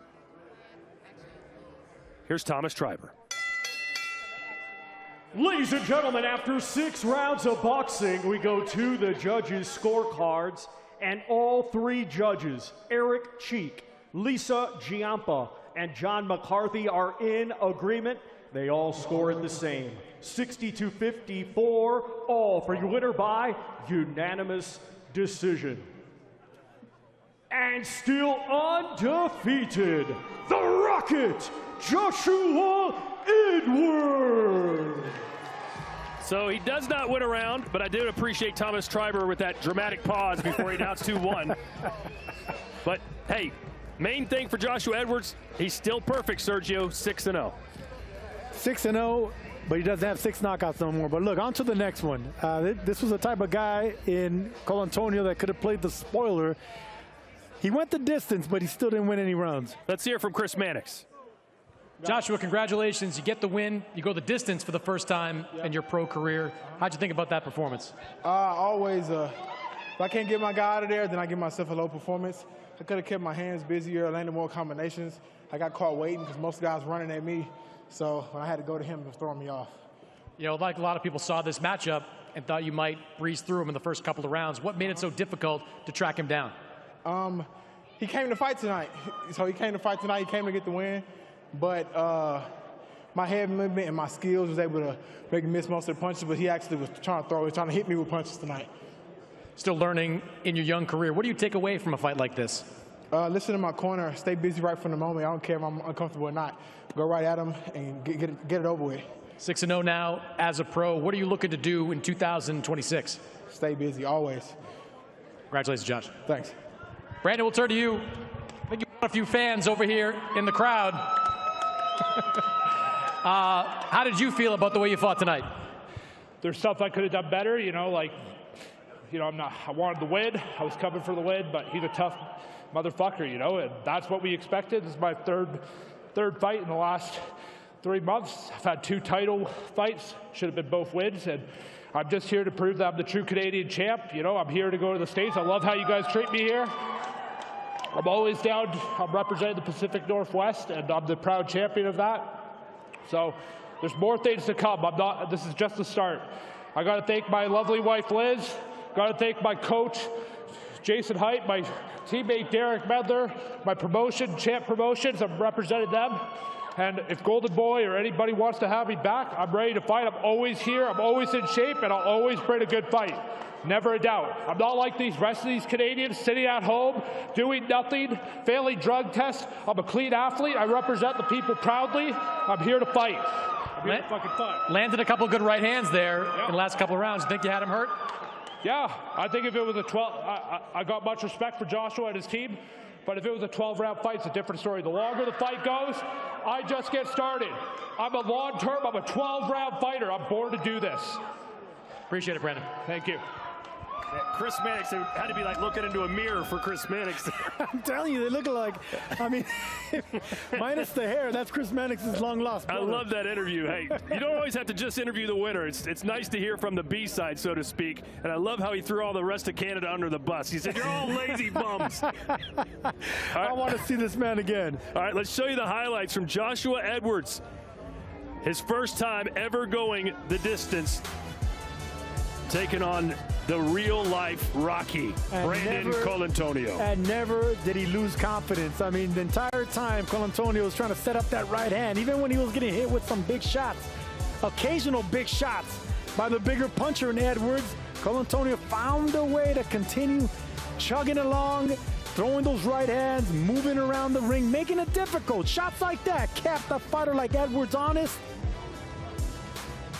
Nice little chopping right hand by Colantonio, but Edwards was, you know, not jabbing enough, trying to set up that right hand, and that's the reason Colantonio took advantage of that and went the distance. So Joshua Edwards now 6-0 with 5 knockouts. Plenty more live action to come tonight, and a reminder that there's a whole range of programming to watch on DAZN. Welcome to Inside the Ring, boxing's official show of record. I am your host, Max Kellerman. The ring's senior insider, Mike Coppinger. We are here with Conor Benn, the man of the hour. Mike Coppinger here with the heavyweight champion of the world, LaShawn McCoy. That's right. Hey, man, listen, this is what I do. I talk boxing, I live boxing. You got a nice left hook, but I felt your hook. I can take that. Former heavyweight contender and world-class trainer. The up jab will stop. We go in the lab with Malik Scott. Canelo missed every hook. Look at Haney's left hand. It's down under his hip, touching his knee, and it goes straight up. The Mexican monster is in the building. Thank you, guys. Good luck, champ. Virgil Ortiz coming up. Thanks for having me. Basically, you're not the toughest matchup for me. I said stylistically. You saying Devin Haney I said stylistically. When I watch you, I get the feeling like I'm watching history. Look at that. Bang, bang, bang, bang. Inside the ring, baby. Yeah, make sure you join Max Kellerman, Mike Coppinger, and the very controversial Shady McCoy for Inside the Ring. New episodes drop every single Monday. Just head to the locker room section of the DAZN platform, where you'll also find Unwrapped. It's our weekly review of the best moments caught on DAZN, and next week you can relive all the unseen action from tonight in Raw as we take a look behind the scenes at High Stakes for the definitive last word on Mario Barrios versus Ryan Garcia. Loads of you are liking that show, and loads of you are liking Inside the Ring as well. Mike Coppinger, it's your baby. Obviously, I say controversial, Shady McCoy. He is controversial, isn't he? He is, for sure. You know, okay. He was an amazing football player, and well, American football, you'd call it. Yeah. But he knows his boxing, you know, and he has great charisma. We love Shady, but Shady's looking for you here, Ade. I'm ready, Shady. Like, I need to get on the show. I need to come down and get on the show and go toe-to-toe with Mr. Shady McCoy. He always seems to have a go at the Brits. That's why I want to go on the show, because I always feel like he's Brit bashing a little bit. Yeah, that's fair. I think we need to get you guys squaring up in Los Angeles. I don't know about that. He's a big boy. I don't know about squaring up. What have you got coming on this Monday show? Obviously, we're going to recap the great card we have here tonight from Las Vegas, Ade, and then we're going to look ahead to Emmanuel Navarrete and Sugar Nunez. That's going to be on DAZN a week from today. Can't wait for that fight. So we're going to have O'Shaquie Foster on the show to preview that fight. He could be looking at a unification, and we're going to have Hamza Shiraz, super middleweight contender, on the show. Yeah, I love Hamza Shiraz. Obviously, we were both there for that ring card in Queens where he put on, I thought, a clinic against Edgar Berlanga. And the 168-pound division's almost open. Crawford's gone. Canelo will come back in September, but the belts are there for anyone to pick up. Hamza Shiraz could be picking up a nice, soon, shiny gold belt. Yeah, he could be. You know, he has a great personality, great look. I think he has a big, big future in the sport. I love Christian Mbili, of course. So, yeah, 168 is loaded right now. Yeah, can we quickly just talk about what we saw just behind us a few moments ago? Joshua Edwards, 5-0. We laughed because we expected a bit more. from Joshua Edwards. Obviously, look, Olympian. We know he's got the talent and the skill set. I think he was unlucky, or at least Colantonio was unlucky. That man there, real life Rocky, not to nick around. I felt sorry for him. I was like, just give him a round. Give it to Joshua, but give him a round. What did you make of Edwards' performance? You know, I think Edwards, he has a lot to work on, obviously. He's a young, developing prospect. I think what Manick said was spot on. He's not going to fight anybody that's going to really test him anytime soon. And that's not a knock on him. That's okay, right? You have to build and develop heavyweights. Heavyweights are probably the toughest fighters to develop in boxing. Yeah, and this is what you get, though, right? I mean, look, again, muscles don't win fights, but we all kind of had a little smirk when we saw Colantonio at the weigh-ins. He's gritty, he's tough, he's ready to fight, he's got an engine as well. He didn't look like he was slowing down. These are good rounds for Joshua Edwards. No question. Hey, look, if I'm a matchmaker, I'm using Colantonio again and again against these kind of prospects. That interview was probably the highlight of the very short night so far. Yeah, I'm using Colantonio at every single press conference. That's what I'm using for, because he was fantastic. He had to dig at Canadians, which I don't think is going to go well when he goes back to Canada. But again, he's the type of guy that you want to put in with your prospects, because you know he's not going to fall down easily. He's going to take a punch, and he can throw his right hand as well as he did in that fight. Yeah, you know, these prospects need to be what I like to call progressive matchmaking, right? You step them up steadily, a little bit more here. Maybe you have a southpaw here. You have a guy that can move. You have a brawler. They need to fight all kinds of different styles. So when they do step up, that they pass the test with flying colors. Yeah. All right, let's move on. Let's look at our next fight. We've got Muhammad Alakel coming up next. And I almost feel there's been a lot of pressure on young Muhammad Alakel. Obviously, he's been flying the flag for Riyadh and flying the flag for what they're trying to do in terms of growing the sport over there. He's now with Abel Sanchez, which won't be easy. We know what Abel Sanchez does when he takes fighters to Big Bear. You are running up mountains and cliffs. He's looking bigger and stronger, is Alakel. He is, absolutely. I think he's developing steadily. And if you're a fighter and you don't like to work, you do not want to train with Abel Sanchez. Like you said, I mean, strength and conditioning. These guys are in the best shape. We saw what he did with Gennady Golovkin, turning into a monster puncher. And look, it is His Excellency Turki Al-Sheikh's dream to have crown a first world champion from Saudi Arabia. So there's two Saudi fighters right now with Abel Sanchez, Muhammad Alakel and Sultan Al Muhammad. Yeah, David Calabro is an interesting pick. Obviously, look, he gets that phone call. He's like, absolutely, I'll take that shot regardless of it. One thing you can see just from these images here, physically he's a lot smaller, but he can box. He's more experienced. He'll be looking at Alakel like, let me get him now because he's green. Let me get him now while we're still trying to learn what Abel Sanchez is trying to teach him. Yeah, this is a good time to probably get Alakel if you're looking to spring an upset. You know, like you said, a trainer has to really instill. He needs a couple of fights to instill the strategy, the style. And what I like about Alakel is look at the incredible opportunities that this kid is getting. You know, fighting on these major cards, fighting in a stadium here in Vegas underneath Canelo Crawford. So when he does step up, he's going to be ready under those lights. I want to know what happens when Muhammad Alakel goes to York Hall Bethnal Green, because he always seems to fight in these big arenas. But look, very good experience for him. Remember, that is the last fight and will be the last fight of the prelims. Scan the QR code you see on the screen now to buy the pay-per-view. You don't want to miss it. Fantastic card, world title fights, including the main one as well. We are talking Ryan Garcia bidding to become a world champion as he takes on Mario Barrios. And why haven't you bought the Ultimate? It seems to make so much sense. The Ultimate, minimum of 12 pay-per-views per year, plus 185 fight nights a year as well. It just seems to be, I think, the best deal in town. Looks good, doesn't it, outside? By the way, I can tell you now, it isn't as warm as it looks. That looks really good. It isn't as warm as that, but it's good to be in Vegas for the big one. All right, let's throw it down to Todd to get this show on the road. What is the tale of the tape for this one? Indeed, Ade, our second fight of the night pits a man from Aston, Pennsylvania against Muhammad Alakel from Riyadh, Saudi Arabia. Alakel just 21 years old, 5'9", 5 inches taller than Calabro, who's 5'4" and 27 years old. Let's continue, and first welcome to the ring from the United States, David D.C. Calabro. David Calabro coming off his first professional loss, and he was stopped in the third round by Keith Colon. That was in October. And now jumping right back into another fight against Muhammad Alakel. What's Calabro's best path to victory against the taller fighter? Frustrating, Alakel. Alakel's a work in progress. Even though he is a good 1-2 puncher, he's getting better every single fight. He's still learning on the job. So I think Calabro, who has a little bit of pop, has a pretty good right hand, could slow down the pace, frustrate Alakel, and loop his shots over the top.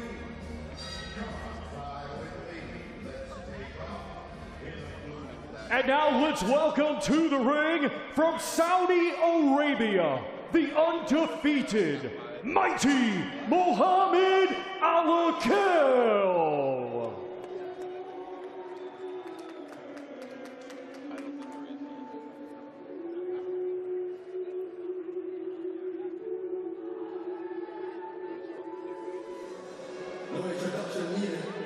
Well, Sergio, I think it's safe to say Muhammad Alakel has the brightest future of the young Saudis we've been able to cover here on DAZN, especially after Ziad Al-Mayouf, Zizo, lost for the first time to Kevin Castillo at MSG last month. And it's no coincidence why he's developing, because he's training in the mountains of Big Bear with a world-renowned trainer in Abel Sanchez, who's teaching him and preparing him for the tough fights, probably getting better sparring and better preparation, and that's why he's learning a lot faster.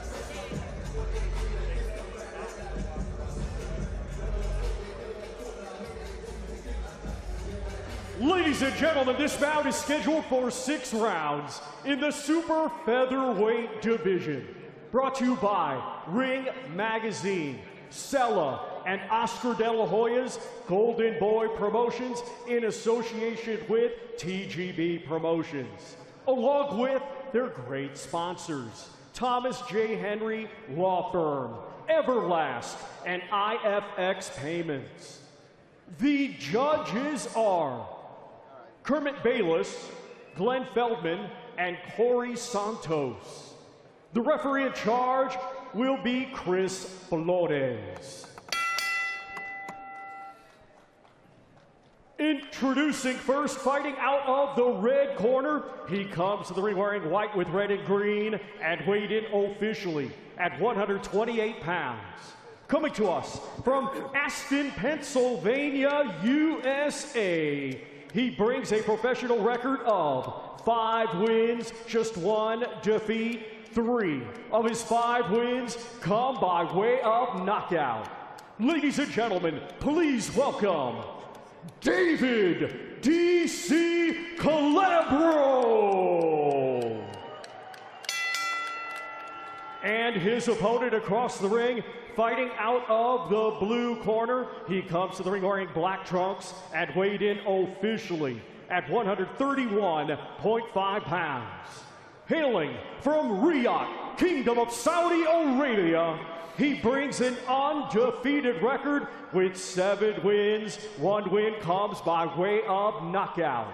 Ladies and gentlemen, here is mighty Muhammad Alakel.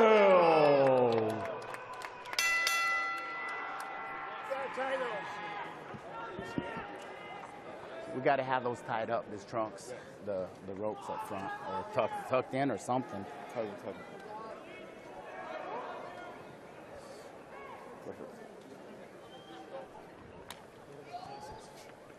Wow, those are long, yeah. Let me get in here. Okay, gentlemen, we ran instructions in the dressing room. I expect a clean fight. These trunks over here, those are on the hips, so I want you to stay away from the belt line, okay? These are a little high. Can't see his belly button, so you get to work the belt line, okay? Touch him up now, go back to your corners. So David Calabro, 5 wins, only 1 defeat, but coming off his first professional loss, trying to bounce back against Muhammad Alakel, who's become the face of Saudi Arabian boxing, looking to stay perfect. He brings in a 7-0 record. Chris Mannix, Todd Grisham, and Sergio Mora ringside. Chris, nice interview, by the way, with Colantonio. I am a Colantonio stan. I'm here for him. I just said to Eric Gomez over at Golden Boy, bring him back. I don't know if you have any more heavyweights in your stable, but I want to see Colantonio back in. Made a fan out of me, too. Good jab there from Alakel. And when you're the taller fighter, that's the money punch. Keep the little guy away. And this is what he's going to need against Calabro, who's a twitchy, herky-jerky type fighter, but he does have bad balance, so keep pushing him back with that jab, that snappy jab, and never let him break that range. Yeah, what I'm looking for from Alakel is more muscle on his punches, more oomph on his punches. He's a pretty skilled guy, probably the most skilled of all these fighters that have come out of Saudi Arabia. He's been working with Abel Sanchez for a few fights, and we know Abel Sanchez, what he teaches, working with Gennady Golovkin, Terry Norris, Sergey Kovalev. He teaches power. So I want to see him sit down on some of these shots against an opponent like Calabro, who is coming off a knockout loss. Good body shot there. Alakel probably looks his best in his last fight against Jiaming Lee. Got a decision win, but dropped Lee in that fight and was never in danger of losing it. I love the snap and the punches right now. Nice and relaxed. And you can see how the snap ends at the very end of that jab. That's what you want to see with fighters, and then turn it into a hook like that. Look at the redness already on Calabro's face. Yeah, and staying within yourself if you're Alakel. You know you got a little bit of time. You got 6 rounds to bust this guy up with that jab. That's how you do it. Good left hook. And finally, Calabro lets his hands go.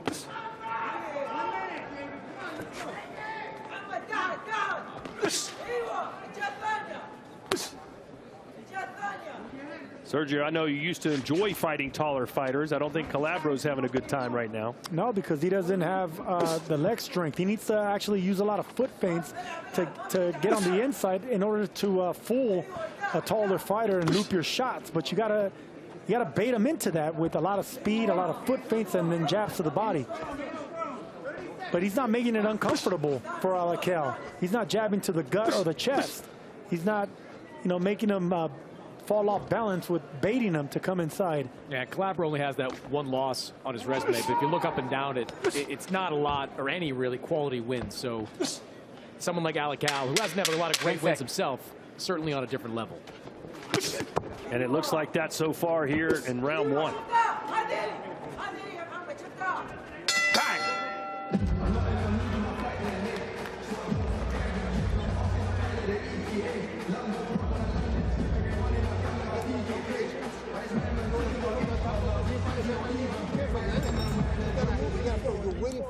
It's not going to happen. Step to this man and be first. Step to this man and be first. Okay?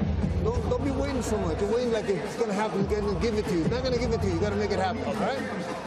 Okay. Sorry. Yeah. I got to tell him it is. Yeah. 2 jab. Double jab. Double it. Because he does nothing. Don't pull back after the first jab. He doesn't never do anything. Yeah. He doesn't know what's going to come. You give him 2 jabs and you'll set him up. Okay. You understand that? Yeah. He's pulling back on you. He's pulling back on you every time. Let's go. Everybody out. I messed up there. Stay back in the corner. Get back. Round 2. Chris, how important is it that Alakel starts putting guys like this away and not just beating them on the scorecards? Look, I think if you want to start having people take you seriously as a young prospect, collecting knockouts is important, especially when you're at this phase of your career. I mean, this is when most guys, add those knockouts to their resume, burnish their resume with these types of knockouts. When you get an opponent in front of you who has been stopped on a relatively low level, you want to try to pick up a knockout in this situation. Yeah, no, I agree. But and you don't really have to, totally knock a guy out on the canvas. You can stop them on their feet. They still go down as technical knockouts. And when you have the advantage in the height and the size, you can just put punches together and force the referee to stop the fights. I like that attempt at a body shot down there for Alakel. You see the high guard from Calabro. I think he's open to some shots, especially on that right side of his body. Yeah, if you could tap the glove, make him raise his elbow just slightly, just to land the body shot to the liver. That's a go-to if I was someone like Alakel. And Alakel doesn't have to go very far to get Calabro. He's right there in front of him. And this seems like the kind of opponent he should put away. And you heard Ronnie Shields in the corner, or excuse me, Abel Sanchez in the corner saying, look, go get this guy. Yeah, I would like to see a little bit more pressure, a little bit more physical presence from Alakel, to force Calabro to open up. Because if he's just got him on the defensive with his hands up, you're not forcing him to open up to land something cleanly. That's a great body shot there from Alakel. Big left hook to the body. Calabro just having so much trouble trying to get inside that long reach.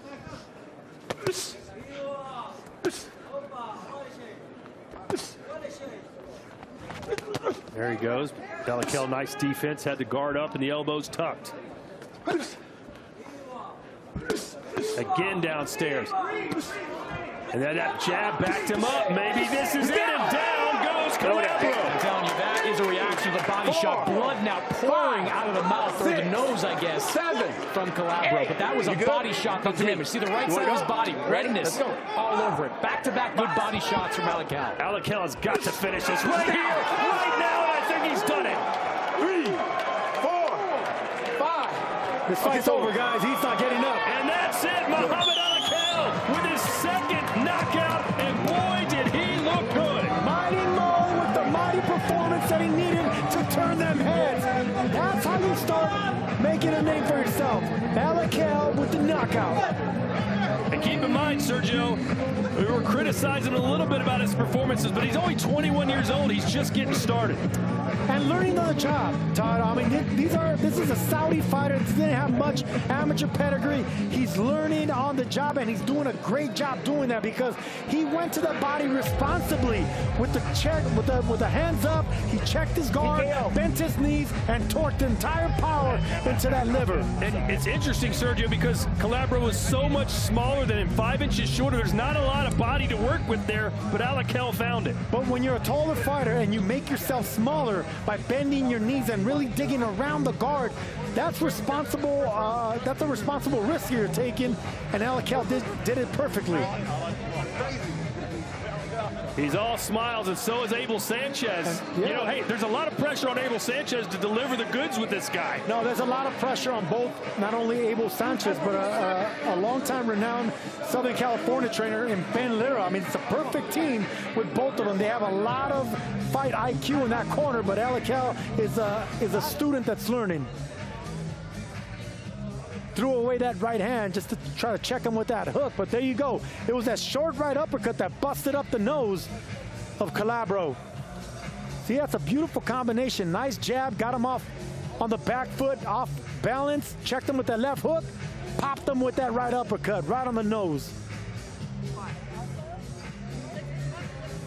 And there's the body shot, man, right on the liver. You could see the pain in David Calabro opening his mouth after getting hit with that shot. Grimacing in pain, there was no way he was going to get up. That looks similar to the Ryan Garcia punch to Luke Campbell all those years ago. And we see how Luke Campbell reacted. The same exact way on that one knee. Well, kudos to David Calabro for showing plenty of heart, getting up the first time, trying to continue, but just wasn't on the level to deal with Muhammad Alakel.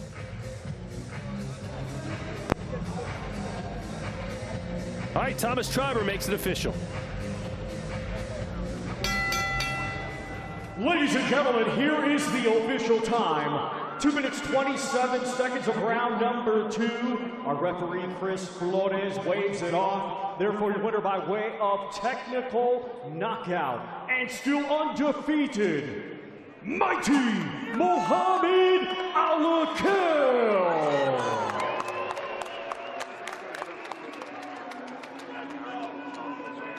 Well, Sergio, usually I say what do these guys need to work on going back in the gym, but let's just celebrate how far Muhammad Alakel has come. No, celebrate Alakel, celebrate the corners, celebrate how fast he's learning, because every single performance he's getting better and better, stronger and stronger, and more confident. Yeah, in his last fight, I said he looked great against Jiaming Lee. He dropped the Chinese fighter, but wasn't able to finish him tonight. He didn't let Calabro off the hook, and he's now 8-0 with 2 knockouts.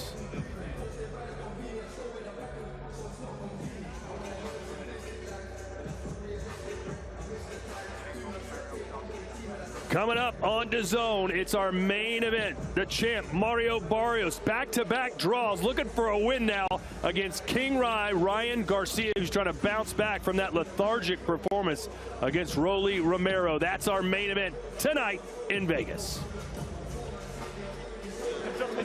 Is it the left hook, coach? Huh? Is it the left hook? The body transfer. The body. Get out, coach. Huh? Get out. So Muhammad Alakel in Las Vegas gets the win. He also fought in Sin City back in September on the undercard of Canelo Alvarez and Terrence Crawford. So he likes being in the fight capital of the world. Very, very good performance there from young Muhammad Alakel. And look, he still is young, and they mentioned it on the broadcast. I always feel like We put a lot of pressure on these young fighters, but he's delivering. He's looking really good under Abel Sanchez. I mean, we said, what would Abel Sanchez bring to young Muhammad Alakel? And it's clear, punch power. That's what he's brought to him. Yeah, Mexican style, right? As Triple G used to say. Of course, Abel Sanchez is a Mexican-American, and like any good Mexican fighter, you want to see that big left hook to the body. So I like what I see from Alakel. I think he's steadily developing and improving, and I think there's more to come from him. Yeah, this man's in the building as well, who's changed boxing in the last couple of years. He's Excellency Turki Al-Sheikh, chairman of the General Entertainment Authority and owner of Ring Magazine. He loves Muhammad Alakel. And you can understand why. Again, look, I said this. The vision is to see boxing grow in Saudi Arabia. And Muhammad Alakel's perfect for that vision. And he's perfect because he's looking good. Yeah, and he's a great kid, too. He's a very personable kid. He represents Saudi Arabia, I think, very well, and he has the big backing behind him. So as long as he keeps putting in the work with Abel Sanchez up in Big Bear, better him than me, of course. I don't want to be putting in that work. I think we're going to see a lot of big things from him in the future. It'll be interesting to see what they do with a young Muhammad Alakel. Obviously, look, activity is key. Let's see if we can get 5 or 6 fights, maybe even more next year. He wants to be on all these big cards. He must love this, coming out to all the big shows as well. And I know His Excellency is going to want to hear from Muhammad Alakel. So let's go back to Todd Grisham. I think Chris Mannix is going to be in the ring with an interview with the young man.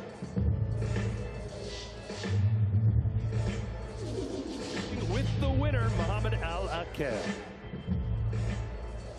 All right, Congratulations. Pick up another win, get your second professional knockout. How'd you feel about that performance? Yeah, wait, hold on. Someone take mine. Yeah, I felt good. You know, feeling comfortable every time I step into the ring. And alhamdulillah, I got the knockout today. And I like to gift it to His Excellency, so yeah. We've seen some skill from you early in your career. This was an example of the power. You're working with Abel Sanchez. I feel like I've seen some of those body shots before from a Gennady Golovkin, from a Sergey Kovalev. Has that been something you've been working on this camp? No, I feel like, you know, the experience has helped a lot, you know, fighting in these big shows and finally it's all coming through, yeah. When you're looking forward to the rest of this year, what are some of the things that you're looking to do? I would like to just stay active. You know, I feel like staying active will help me reach the top. So the more fights I get, the better I'll get. And yeah. What have these camps been like working with Abel over these last few fights? What have you guys been drilling down on?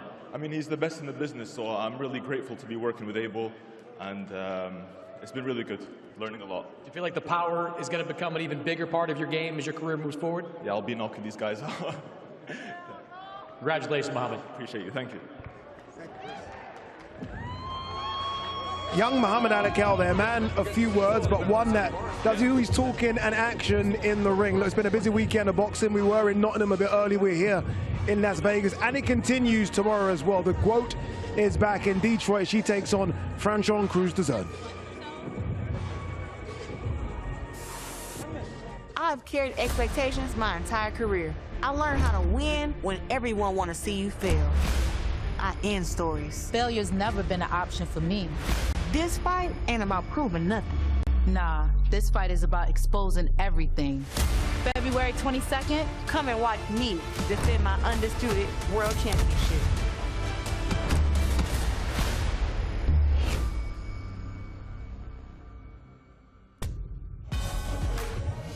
Clarissa Shields versus Franchon Cruz DAZN. It's a rematch of their fight back in 2016. Look at this one as well. Sugar Nunes versus Navarrete. That one next Saturday. And then a couple of big ones in the UK. A couple of big boys as well. Derek Chisora versus Deontay Wilder. 50th fight for both. Could be Chisora's 50th and out. Wilder wants to continue that one Saturday, April the 4th. And then this one, I think the battle to decide who is numero uno in UK. Is it Fabio Wardley? Is it Daniel Dubois? World title on the line as well in that one. Those heavyweight fights are fantastic, Mike. Yeah, look, I really hope Deontay Wilder's focused on Derek Chisora and is going to stop crying about Fury at some point. Chisora is a bad boy, and he better be worried about him. Who do you favor of Fabio Wardley and Daniel Dubois? That is really a tremendous action fight. I think it's going to be bombs away. I lean slightly to Daniel Dubois. I like his experience. No shame, of course, in losing twice to the GOAT of heavyweights right now in this generation, Alexander Usyk. So I'm going to lean slightly to Dubois, but it's a coin flip, I think. When you see that schedule, it's a reason why to get Ultimate, people. Honestly, it's fantastic. Get Ultimate, 12 pay-per-views, minimum per year, 185 fight nights as well. Just go to DAZN.com/boxing. And remember as well, the prelims are over. In order to continue watching us here for the pay-per-view portion, you are going to need to scan the QR code. All right, I want to quickly talk about young Muhammad Alakel, just because I'm so impressed with him. Previously trained by Joe Gallagher, now moving to Abel Sanchez, where he feels like he's thickened out a little bit. The punch power's there. He's sitting on his shots. He's looking really good. Yeah, he's a young kid, and I think he's maturing rapidly. You see, like you said, he's maturing physically. I think he's mature beyond his years mentally. So again, as long as he keeps putting that work in, I think there's no better trainer than Abel Sanchez. Talking about, you see the left hook right there. That's a calling card of Abel Sanchez, right, at the summit in Big Bear. Bit of Ryan Garcia as well. It's a bit of Canelo, that, isn't it, where he disguises it. And you can see he disguises it because you don't know if he's going to send it to the body or up top. And I think that's, again, that's experience. That's listening and learning. That's a great analysis. I do try. You do it all. You can host. You can do analysis. You're right. Canelo Alvarez is so good at disguising it. It looks like it's going upstairs and then boom, downstairs. So again, Muhammad Alakel obviously has big backing, so he's going to get big opportunities, and he looks like he's capitalizing on them right now.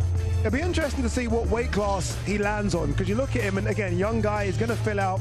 He's growing. Every time I see him, it feels like he's got an inch taller. He loves this as well. I mean, this must feel good, right? You're fighting in front of, yes, it's not many people, it's a big show. It's a big show. He's getting these opportunities. He seems to fight on every single big show. What great experience for the young man. Yeah, and what great experience it must be, right, to have to leave Saudi Arabia and fly all the way to California to train in the mountains. Yeah. I mean, I couldn't imagine doing that when I was that age. No, I couldn't either, but it's a great opportunity for him, and it's certainly an opportunity that he has taken as well.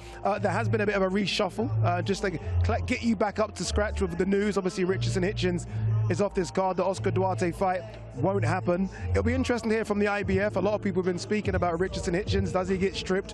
What does the IBF do? Does Oscar Duarte fight for a vacant title? It still is a great card, but this is a big miss.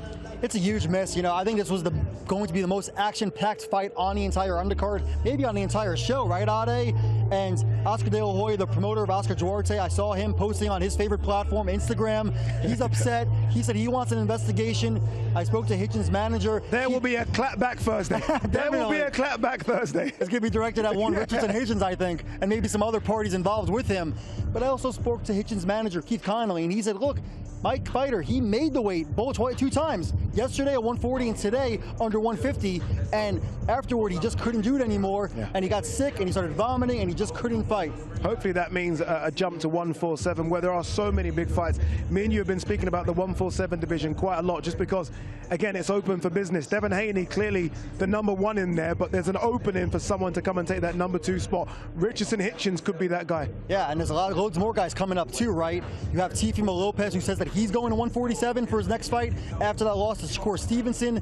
You have Keyshawn Davis, who just debuted at 140 already. He's looking at 147 too. He wants Devin Haney. So I think 147 very quickly is going to become one of the best weight classes in boxing. It certainly will be. All right, we're going to focus on this fight card very, very soon, but there is a big fight card in Detroit tomorrow. It's headlined by the GOAT, Clarissa Shields. She takes on Franchon Cruz DAZN. They were nice. They were okay. And all of a sudden, at the weigh-in, they went nose to nose, face to face. I don't mind a little beef. I have to be honest with you. When it's made up, I'm not a fan of it. This, though, seemed to get really hostile very, very quickly, to the point where people were being thrown off the stage. This just adds to the animosity between the two ladies now. Yeah, look, I mean, they fought for the first time 10 years ago, so no love lost there. Clarissa Shields, you know, she's pound for pound 1 or 2, depending on what you like in women's boxing. Wait, go back there. What do you like? Where is she? I think she's #1 for me, but a lot of people would have Katie Taylor ahead of her. I'm maybe one of those people, but look, who cares about what Ade thinks? Look at this. Oh, my God. Look at this, by the way. That's Franchon who's just gone off the stage. Yikes. Look at this. Okay, whoa. This is the first time I've seen this. Wow. Okay, see, this is when, although I don't mind a bit of back and forth, this is what I don't like to see, and this is what I don't like to see in the sport of boxing, because this is when it sort of spills out to people who are not involved in the fight, and then it just gets a bit silly. Obviously, look, big security there, so hopefully everyone can be calmed down, and this can still happen on Sunday night, but this is what we don't want to see. in the sport of boxing. Get rid of this kind of nonsense. Yeah, this is a black eye for boxing. We don't like this. But my takeaway, Ade, is I'm happy we're not in Detroit. It looks like it's freezing there. You see those giant jackets. It's cold enough in Vegas. And it's funny, like you said earlier, people always think of Vegas and the warmth and the sunshine. No. It's been freezing here. I actually forgot my coat. I was going to do a turtleneck in Vegas. It ain't great right now in Vegas, but it will hot up because of what we've got coming behind us in a few hours. On Clarissa, and look, this is certainly not looking past Franchon Cruz DAZN. It almost feels like Clarissa is starting to kind of lap her fighters in and around that weight class. Again, I mentioned the fact that she fought Franchon back in 2016. What does Clarissa do if she comes through this one? I think Clarissa, you know, she has to start looking at maybe moving a weight class down if that's possible. I can't say what's possible for her, but the problem is that there just are not many active women fighters at her weight. She's running out of opportunities for big fights, right? Yeah, she is. Lauren Price may be down the line. We'll see what happens there. Michaela Mayer, who's working on the broadcast tomorrow, could be an option as well. All right, that is Sunday. I mean, this is going to be a ridiculous weekend of boxing on DAZN, and I think the easiest way is to get DAZN Ultimate. I mean, look at this, 12 pay-per-views, 1 subscription, a minimum of 12 pay-per-views, 185 fight nights a year on DAZN. Join the club. I'm in the club, Mike's in the club. You should get in the club too. The first rule of DAZN Ultimate is the first rule of DAZN Ultimate is you do not pay-per-view. You do not pay-per-view. Do not pay-per-view. The Ultimate Fight Night is here. You do not want to miss this. Second rule of DAZN Ultimate is you don't pay-per-view. Because Ultimate gives you a minimum of 12 pay-per-view fights a year at no extra cost. The only rule of DAZN Ultimate, you do not pay per view. So join us ringside and welcome to DAZN Ultimate. Look at this man looking for the biggest win of his career. Young Amari Jones, unbeaten, takes on Luis Arias. A battle of youth versus experience. And look, again, we're very disappointed about what happened with Richardson Hitchens, but what it does mean, it means Amari Jones goes into the pay-per-view portion of this, which is very, very good for him.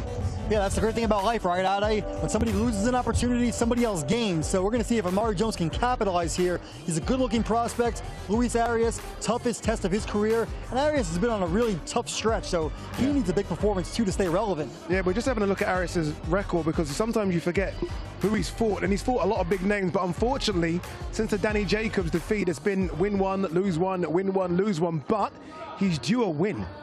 Is Luis Arias, and I mean, this would be one way to kind of spoil the apple cart to beat the young Amari Jones. Yeah, and like you said earlier, right, he is no stranger to pulling off the upset. He pulled off a major one a couple of years ago against Jared Hurd. Yeah. So he's going to have to do it one more time if he wants to stay relevant and keep getting these kind of paydays. Okay, that will be the first fight of our pay-per-view portion of the card. So you know what to do. Scan the QR code right now. Just go to DAZN.com/boxing to buy the pay-per-view as well. You don't want to miss this one. And 2 is going to become free in the studio because we're going to welcome in, I think, the pound-for-pound king of boxing right now. Young Mr. Shakur Stevenson's in the house. He's going to join us. You should join us well. We're going to see you in a few moments to kick things off right here in Vegas.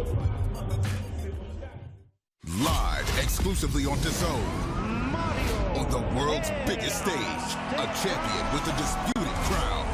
A self-proclaimed king without a throne. Both have a point to prove. Barrios with a one-punch knockdown. This kid is a superstar. Can one of the biggest names in boxing finally be crowned world champion?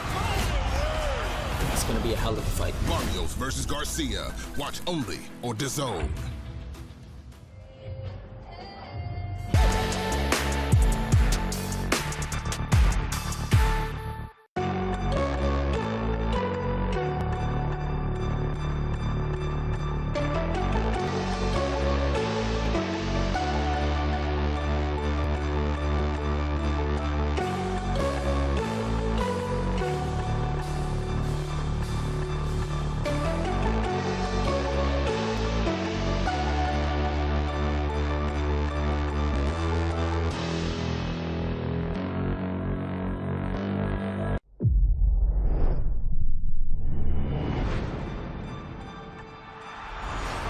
Don't miss the biggest nights in MMA. We are now set for the main event.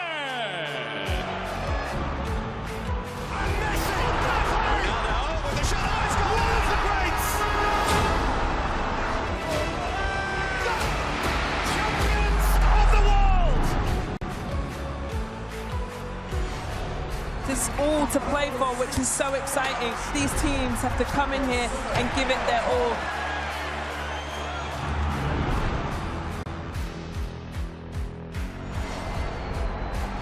Have a real nice tempo. Goes baseline, watch out. Oh, my! Oh, baby!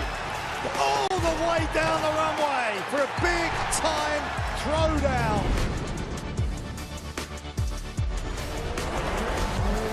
That's a lot of fans out there. Look at that! The drama keeps continuing, Sandy. This is just brilliant.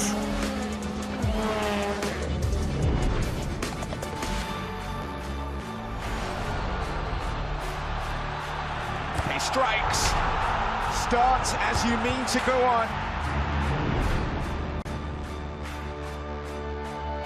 But this is the danger of the top two guys and that nuclear weapon that is. Oh, hello, goodbye. Score! In the back of the net. And shoots. Score! Of Serie A action. We'll bring you so much of it here on DAZN. Magnificent. That is tremendous. Catching up on any NFL game is easier than ever before. Going deep for it all. Devontae Smith. He has got it. Touchdown. Your Eagles are world champions again. DAZN is the home of boxing. Really spurs you on, gets you going. Let's make history. Pure power. There's no way back from this, surely.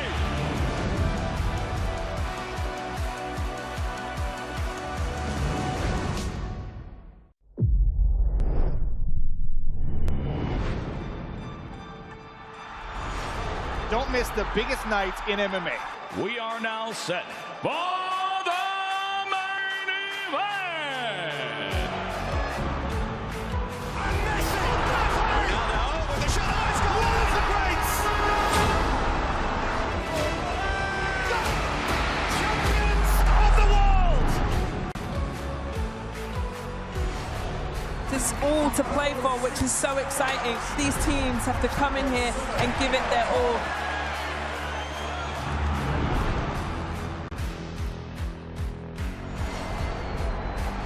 Have a real nice tempo. Goes baseline, watch out. Oh, my! Oh, baby! All the way down the runway for a big-time throwdown.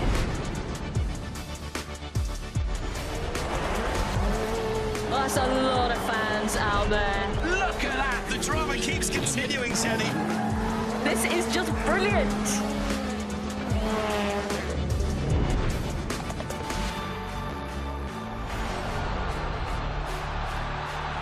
He strikes.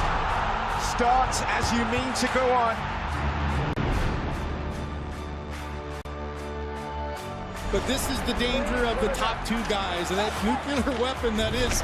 Oh, hello, goodbye. Score! In the back of the net. And shoots. Score! Of Serie A action. We'll bring you so much of it here on DAZN. Magnificent. That is tremendous. Catching up on any NFL game is easier than ever before. Going deep for it all. Devontae Smith. He has got it. Touchdown. Your Eagles are world champions again. DAZN is the home of boxing. Really spurs you on, gets you going. Let's make history. Pure power.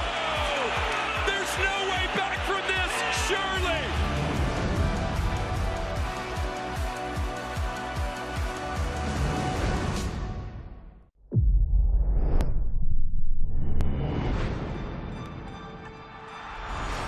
Don't miss the biggest nights in MMA. We are now set for the main event. Ronaldo with the shot. Let's go. One of the greats. Champions of the world. There's all to play for, which is so exciting. These teams have to come in here and give it their all.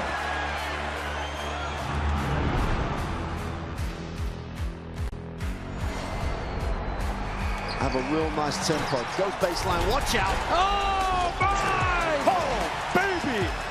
All the way down the runway for a big-time throwdown.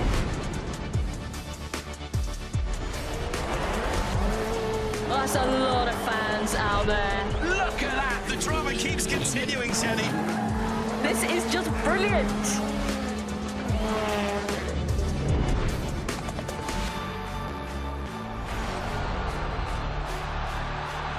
He strikes. Starts as you mean to go on. But this is the danger of the top two guys, and that nuclear weapon that is. Oh, hello, goodbye. Score! In the back of the net. And shoots, score! Of Serie A action. We'll bring you so much of it here on DAZN. Magnificent. That is tremendous. Catching up on any NFL game is easier than ever before. Going deep for it all. Devontae Smith. He has got it. Touchdown. Your Eagles are world champions again. The Zone is the home of boxing. Really spurs you on, gets you going. Let's make history. Pure power. There's no way back from this, surely.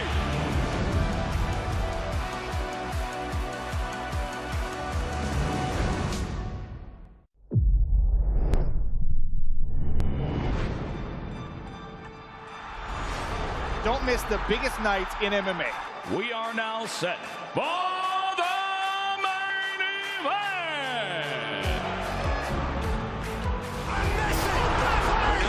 With a shot, let's go! One of the greats!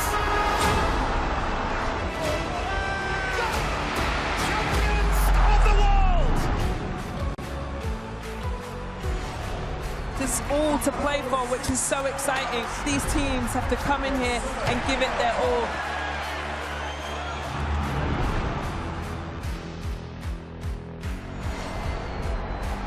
Have a real nice tempo. Goes baseline, watch out. Oh, my! Oh, baby! All the way down the runway for a big-time throwdown.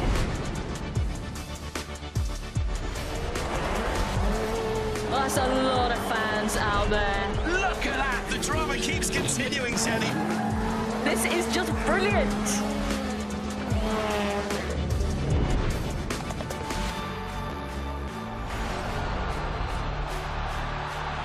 He strikes.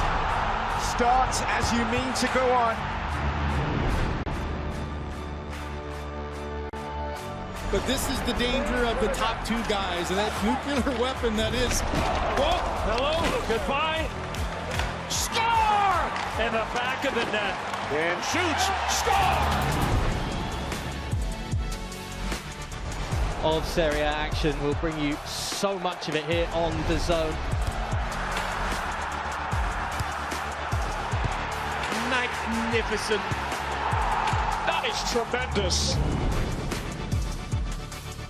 Catching up on any NFL game is easier than ever before. Going deep for it all. Devontae Smith. He has got it. Touchdown. Your Eagles are world champions again. The Zone is the home of boxing. Really spurs you on, gets you going. Let's make history. Pure power. There's no way back from this, surely.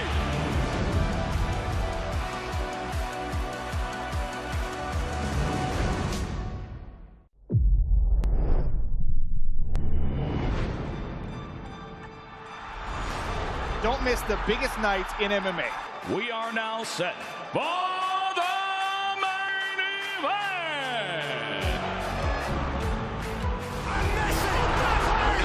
With a shot, let's go! One of the greats! Champions of the world! There's all to play for, which is so exciting. These teams have to come in here and give it their all.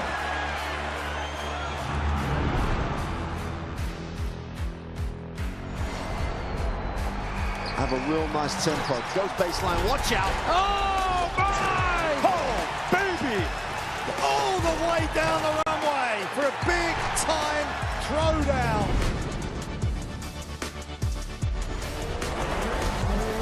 Oh, that's a lot of fans out there. Look at that! The drama keeps continuing, Jenny. This is just brilliant.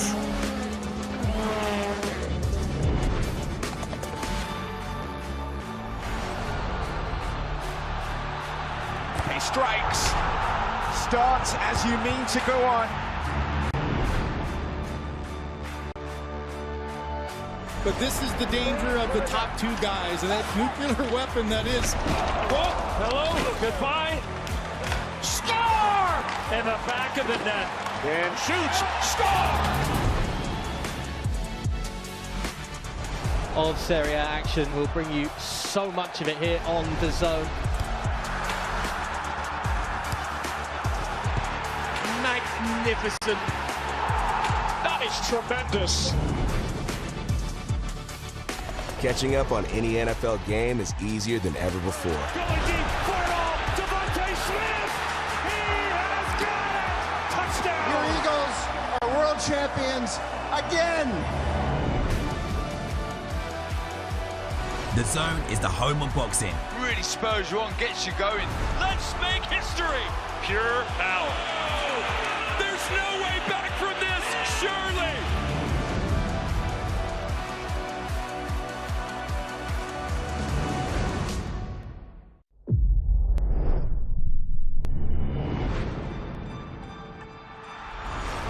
Don't miss the biggest nights in MMA.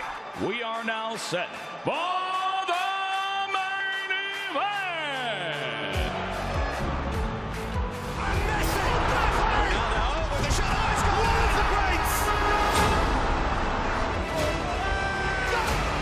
Champions of the world. There's all to play for, which is so exciting. These teams have to come in here and give it their all.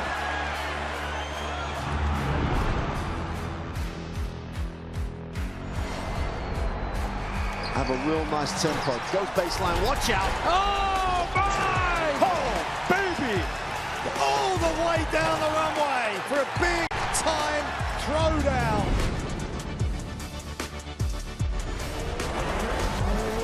Oh, that's a lot of fans out there. Look at that! The drama keeps continuing, Jenny. This is just brilliant.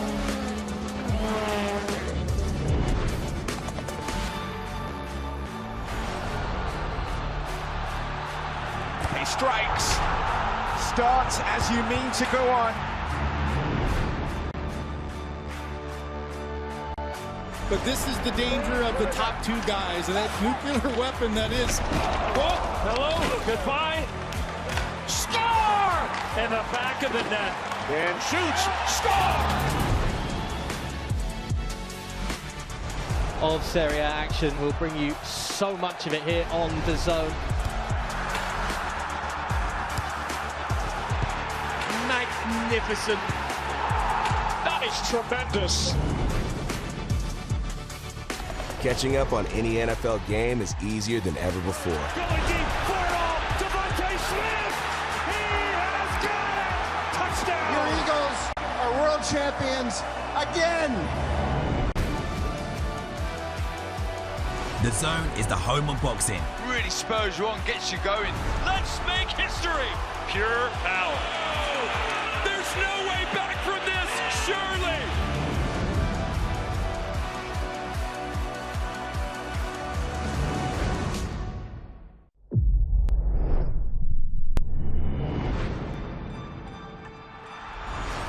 Don't miss the biggest nights in MMA. We are now set for the main event.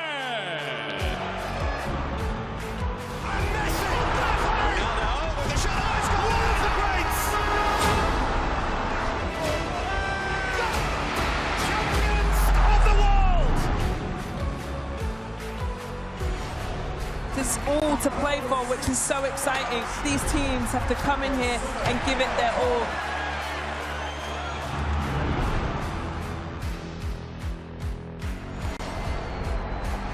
Have a real nice tempo. Goes baseline, watch out. Oh, my! Oh, baby! All the way down the runway for a big-time throwdown.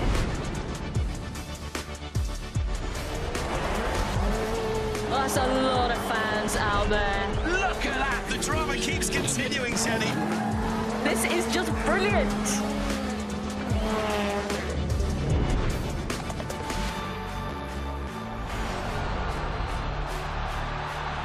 He strikes. Starts as you mean to go on. But this is the danger of the top two guys and that nuclear weapon that is. Well, hello, goodbye. Score! In the back of the net. And shoots, score! Of Serie A action. We'll bring you so much of it here on DAZN. Magnificent. That is tremendous. Catching up on any NFL game is easier than ever before. Going deep for it all. Devontae Smith. He has got it. Touchdown. Your Eagles are world champions again. DAZN is the home of boxing. Really spurs you on, gets you going. Let's make history. Pure power. Oh, there's no way back from this, surely.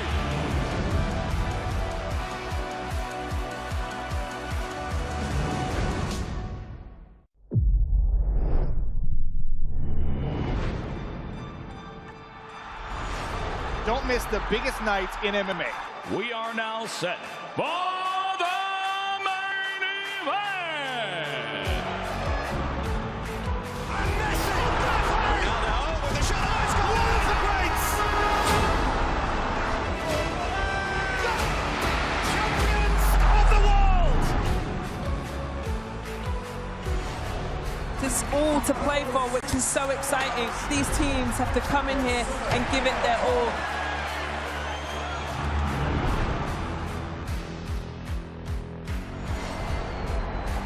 Have a real nice tempo. Goes baseline, watch out. Oh, my! Oh, baby! All the way down the runway for a big-time throwdown.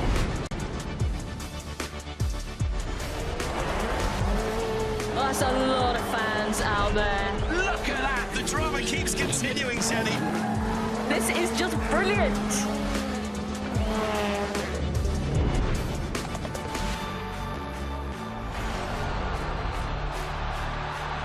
He strikes. Starts as you mean to go on. But this is the danger of the top two guys and that nuclear weapon that is. Well, hello, goodbye. Score! In the back of the net. And shoots, score! Of Serie A action. We'll bring you so much of it here on DAZN. Magnificent. That is tremendous. Catching up on any NFL game is easier than ever before. Going deep for it all. Devontae Smith. He has got it. Touchdown. Your Eagles are world champions again. DAZN is the home of boxing. Really spurs you on, gets you going. Let's make history. Pure power. Oh, there's no way back from this, surely.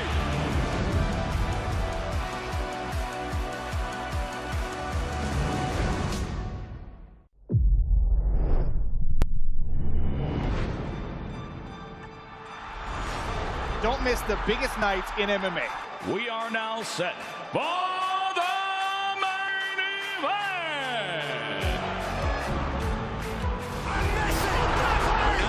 With a shot, it's got one of the greats. Champions of the world.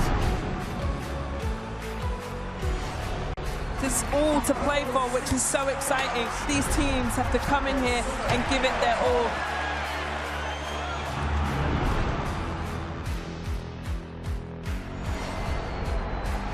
Have a real nice tempo. Goes baseline, watch out. Oh, my! Oh, baby! All the way down the runway for a big-time throwdown.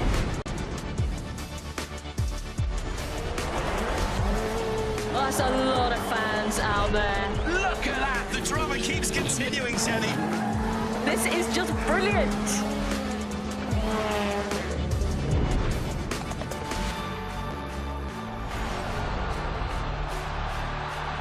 He strikes. Starts as you mean to go on. But this is the danger of the top two guys and that nuclear weapon that is. Whoa, hello, goodbye. Score! In the back of the net.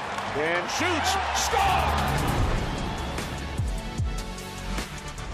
Of Serie A action. We'll bring you so much of it here on DAZN. Magnificent.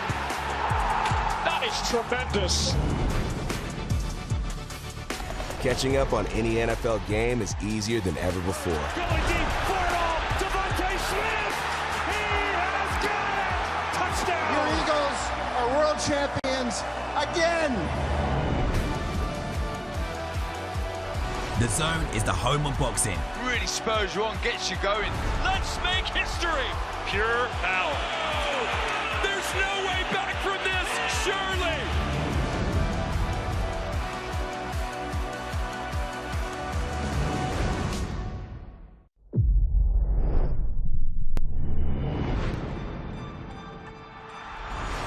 Don't miss the biggest nights in MMA. We are now set for the main event. Ronaldo with a shot. Oh, it's got one of the greats. Champions of the world. There's all to play for, which is so exciting. These teams have to come in here and give it their all.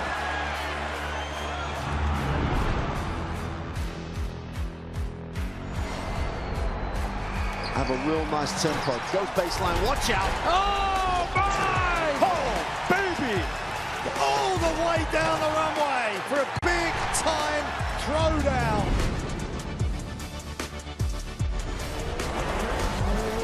Oh, that's a lot of fans out there. Look at that. The drama keeps continuing, Sally. This is just brilliant.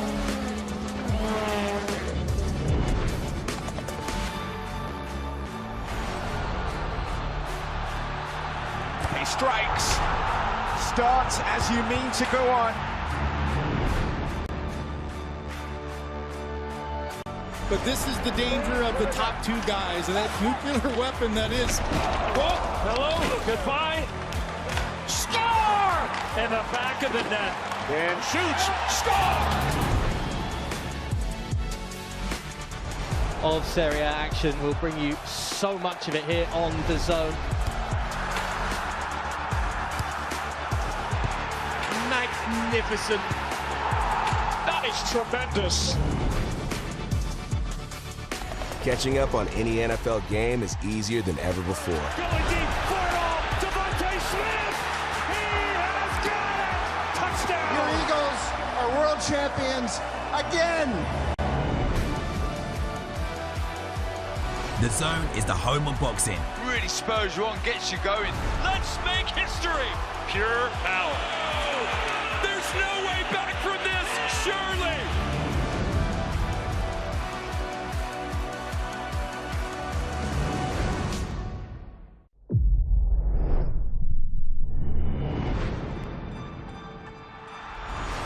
Don't miss the biggest nights in MMA.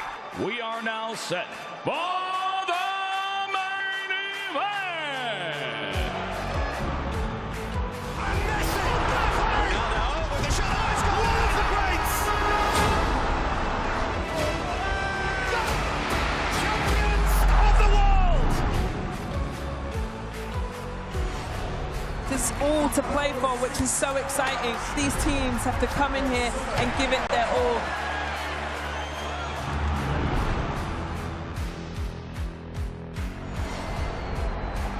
Have a real nice tempo. Goes baseline, watch out. Oh, my! Oh, baby! All the way down the runway for a big-time throwdown.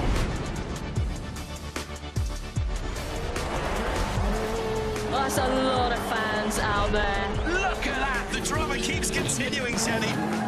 This is just brilliant.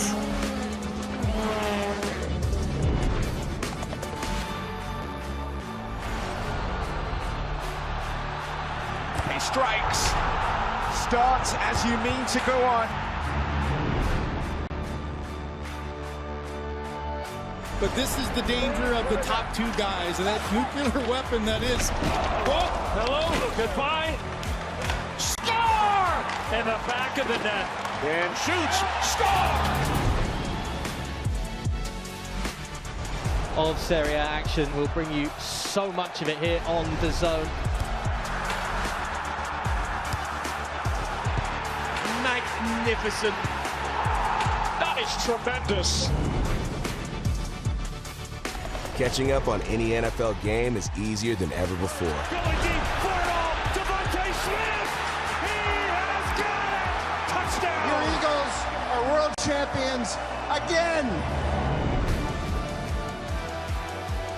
DAZN is the home of boxing. Really spurs you on, gets you going. Let's make history. Pure power. There's no way back from this, surely.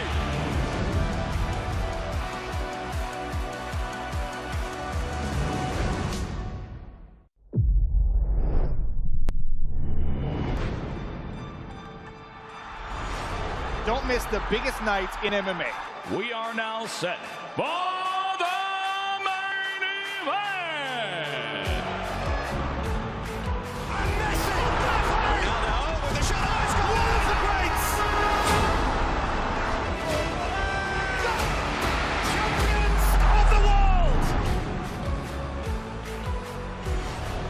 There's all to play for, which is so exciting. These teams have to come in here and give it their all.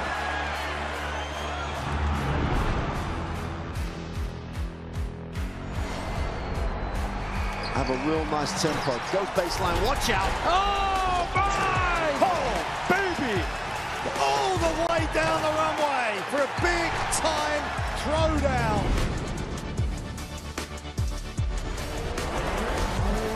That's a lot of fans out there. Look at that! The drama keeps continuing, Jenny. This is just brilliant.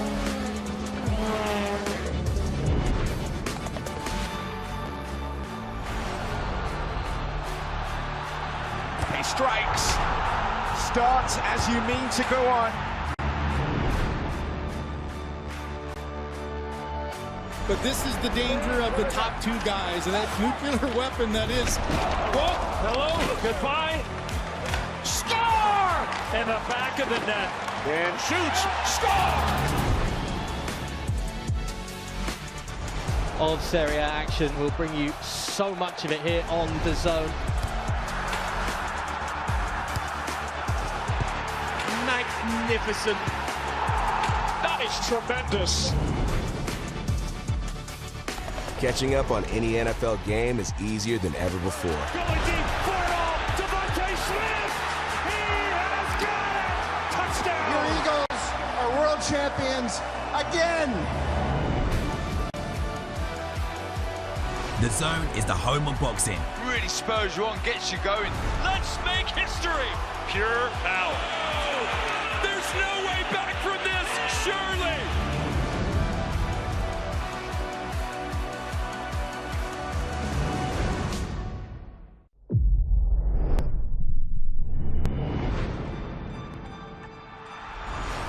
Don't miss the biggest night in MMA. We are now set for the main event. Ronaldo with a shot. Oh, it's got one of the greats. Champions of the world. There's all to play for, which is so exciting. These teams have to come in here and give it their all.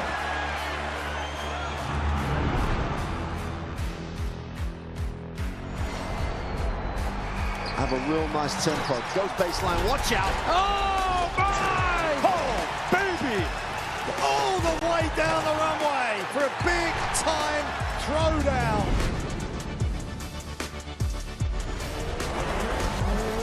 Oh, that's a lot of fans out there. Look at that. The drama keeps continuing, Jenny. This is just brilliant.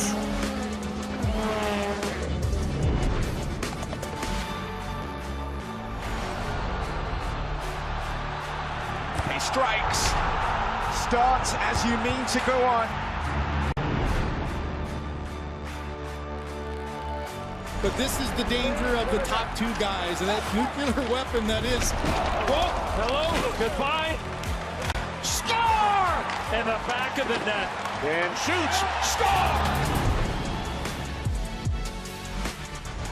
Of Serie A action. We'll bring you so much of it here on DAZN. Magnificent. That is tremendous. Catching up on any NFL game is easier than ever before. Going deep for it all. Devontae Smith. He has got it. Touchdown. Your Eagles are world champions again. DAZN is the home of boxing. Really spurs you on, gets you going. Let's make history. Pure power. There's no way back from this, surely.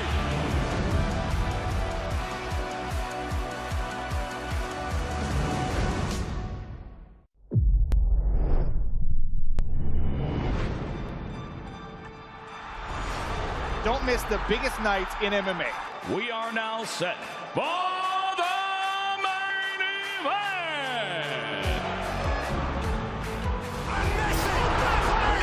With a shot, oh, it's gone. One of the greats. Champions of the world. There's all to play for, which is so exciting. These teams have to come in here and give it their all.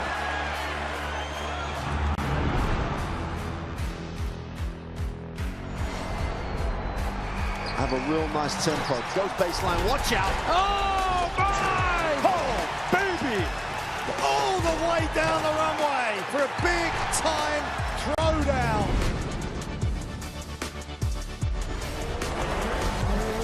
Oh, that's a lot of fans out there. Look at that. The drama keeps continuing, Jenny. This is just brilliant.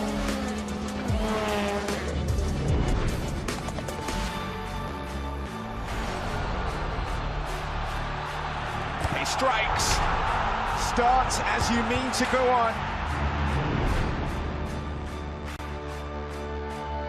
But this is the danger of the top two guys and that nuclear weapon that is. Whoa, hello, goodbye. Score! In the back of the net. And shoots, score! Of Serie A action. We'll bring you so much of it here on DAZN. Magnificent. That is tremendous. Catching up on any NFL game is easier than ever before. Going deep for it all. Devontae Smith. He has got it. Touchdown. Your Eagles are world champions again. DAZN is the home of boxing. Really spurs you on, gets you going. Let's make history. Pure power.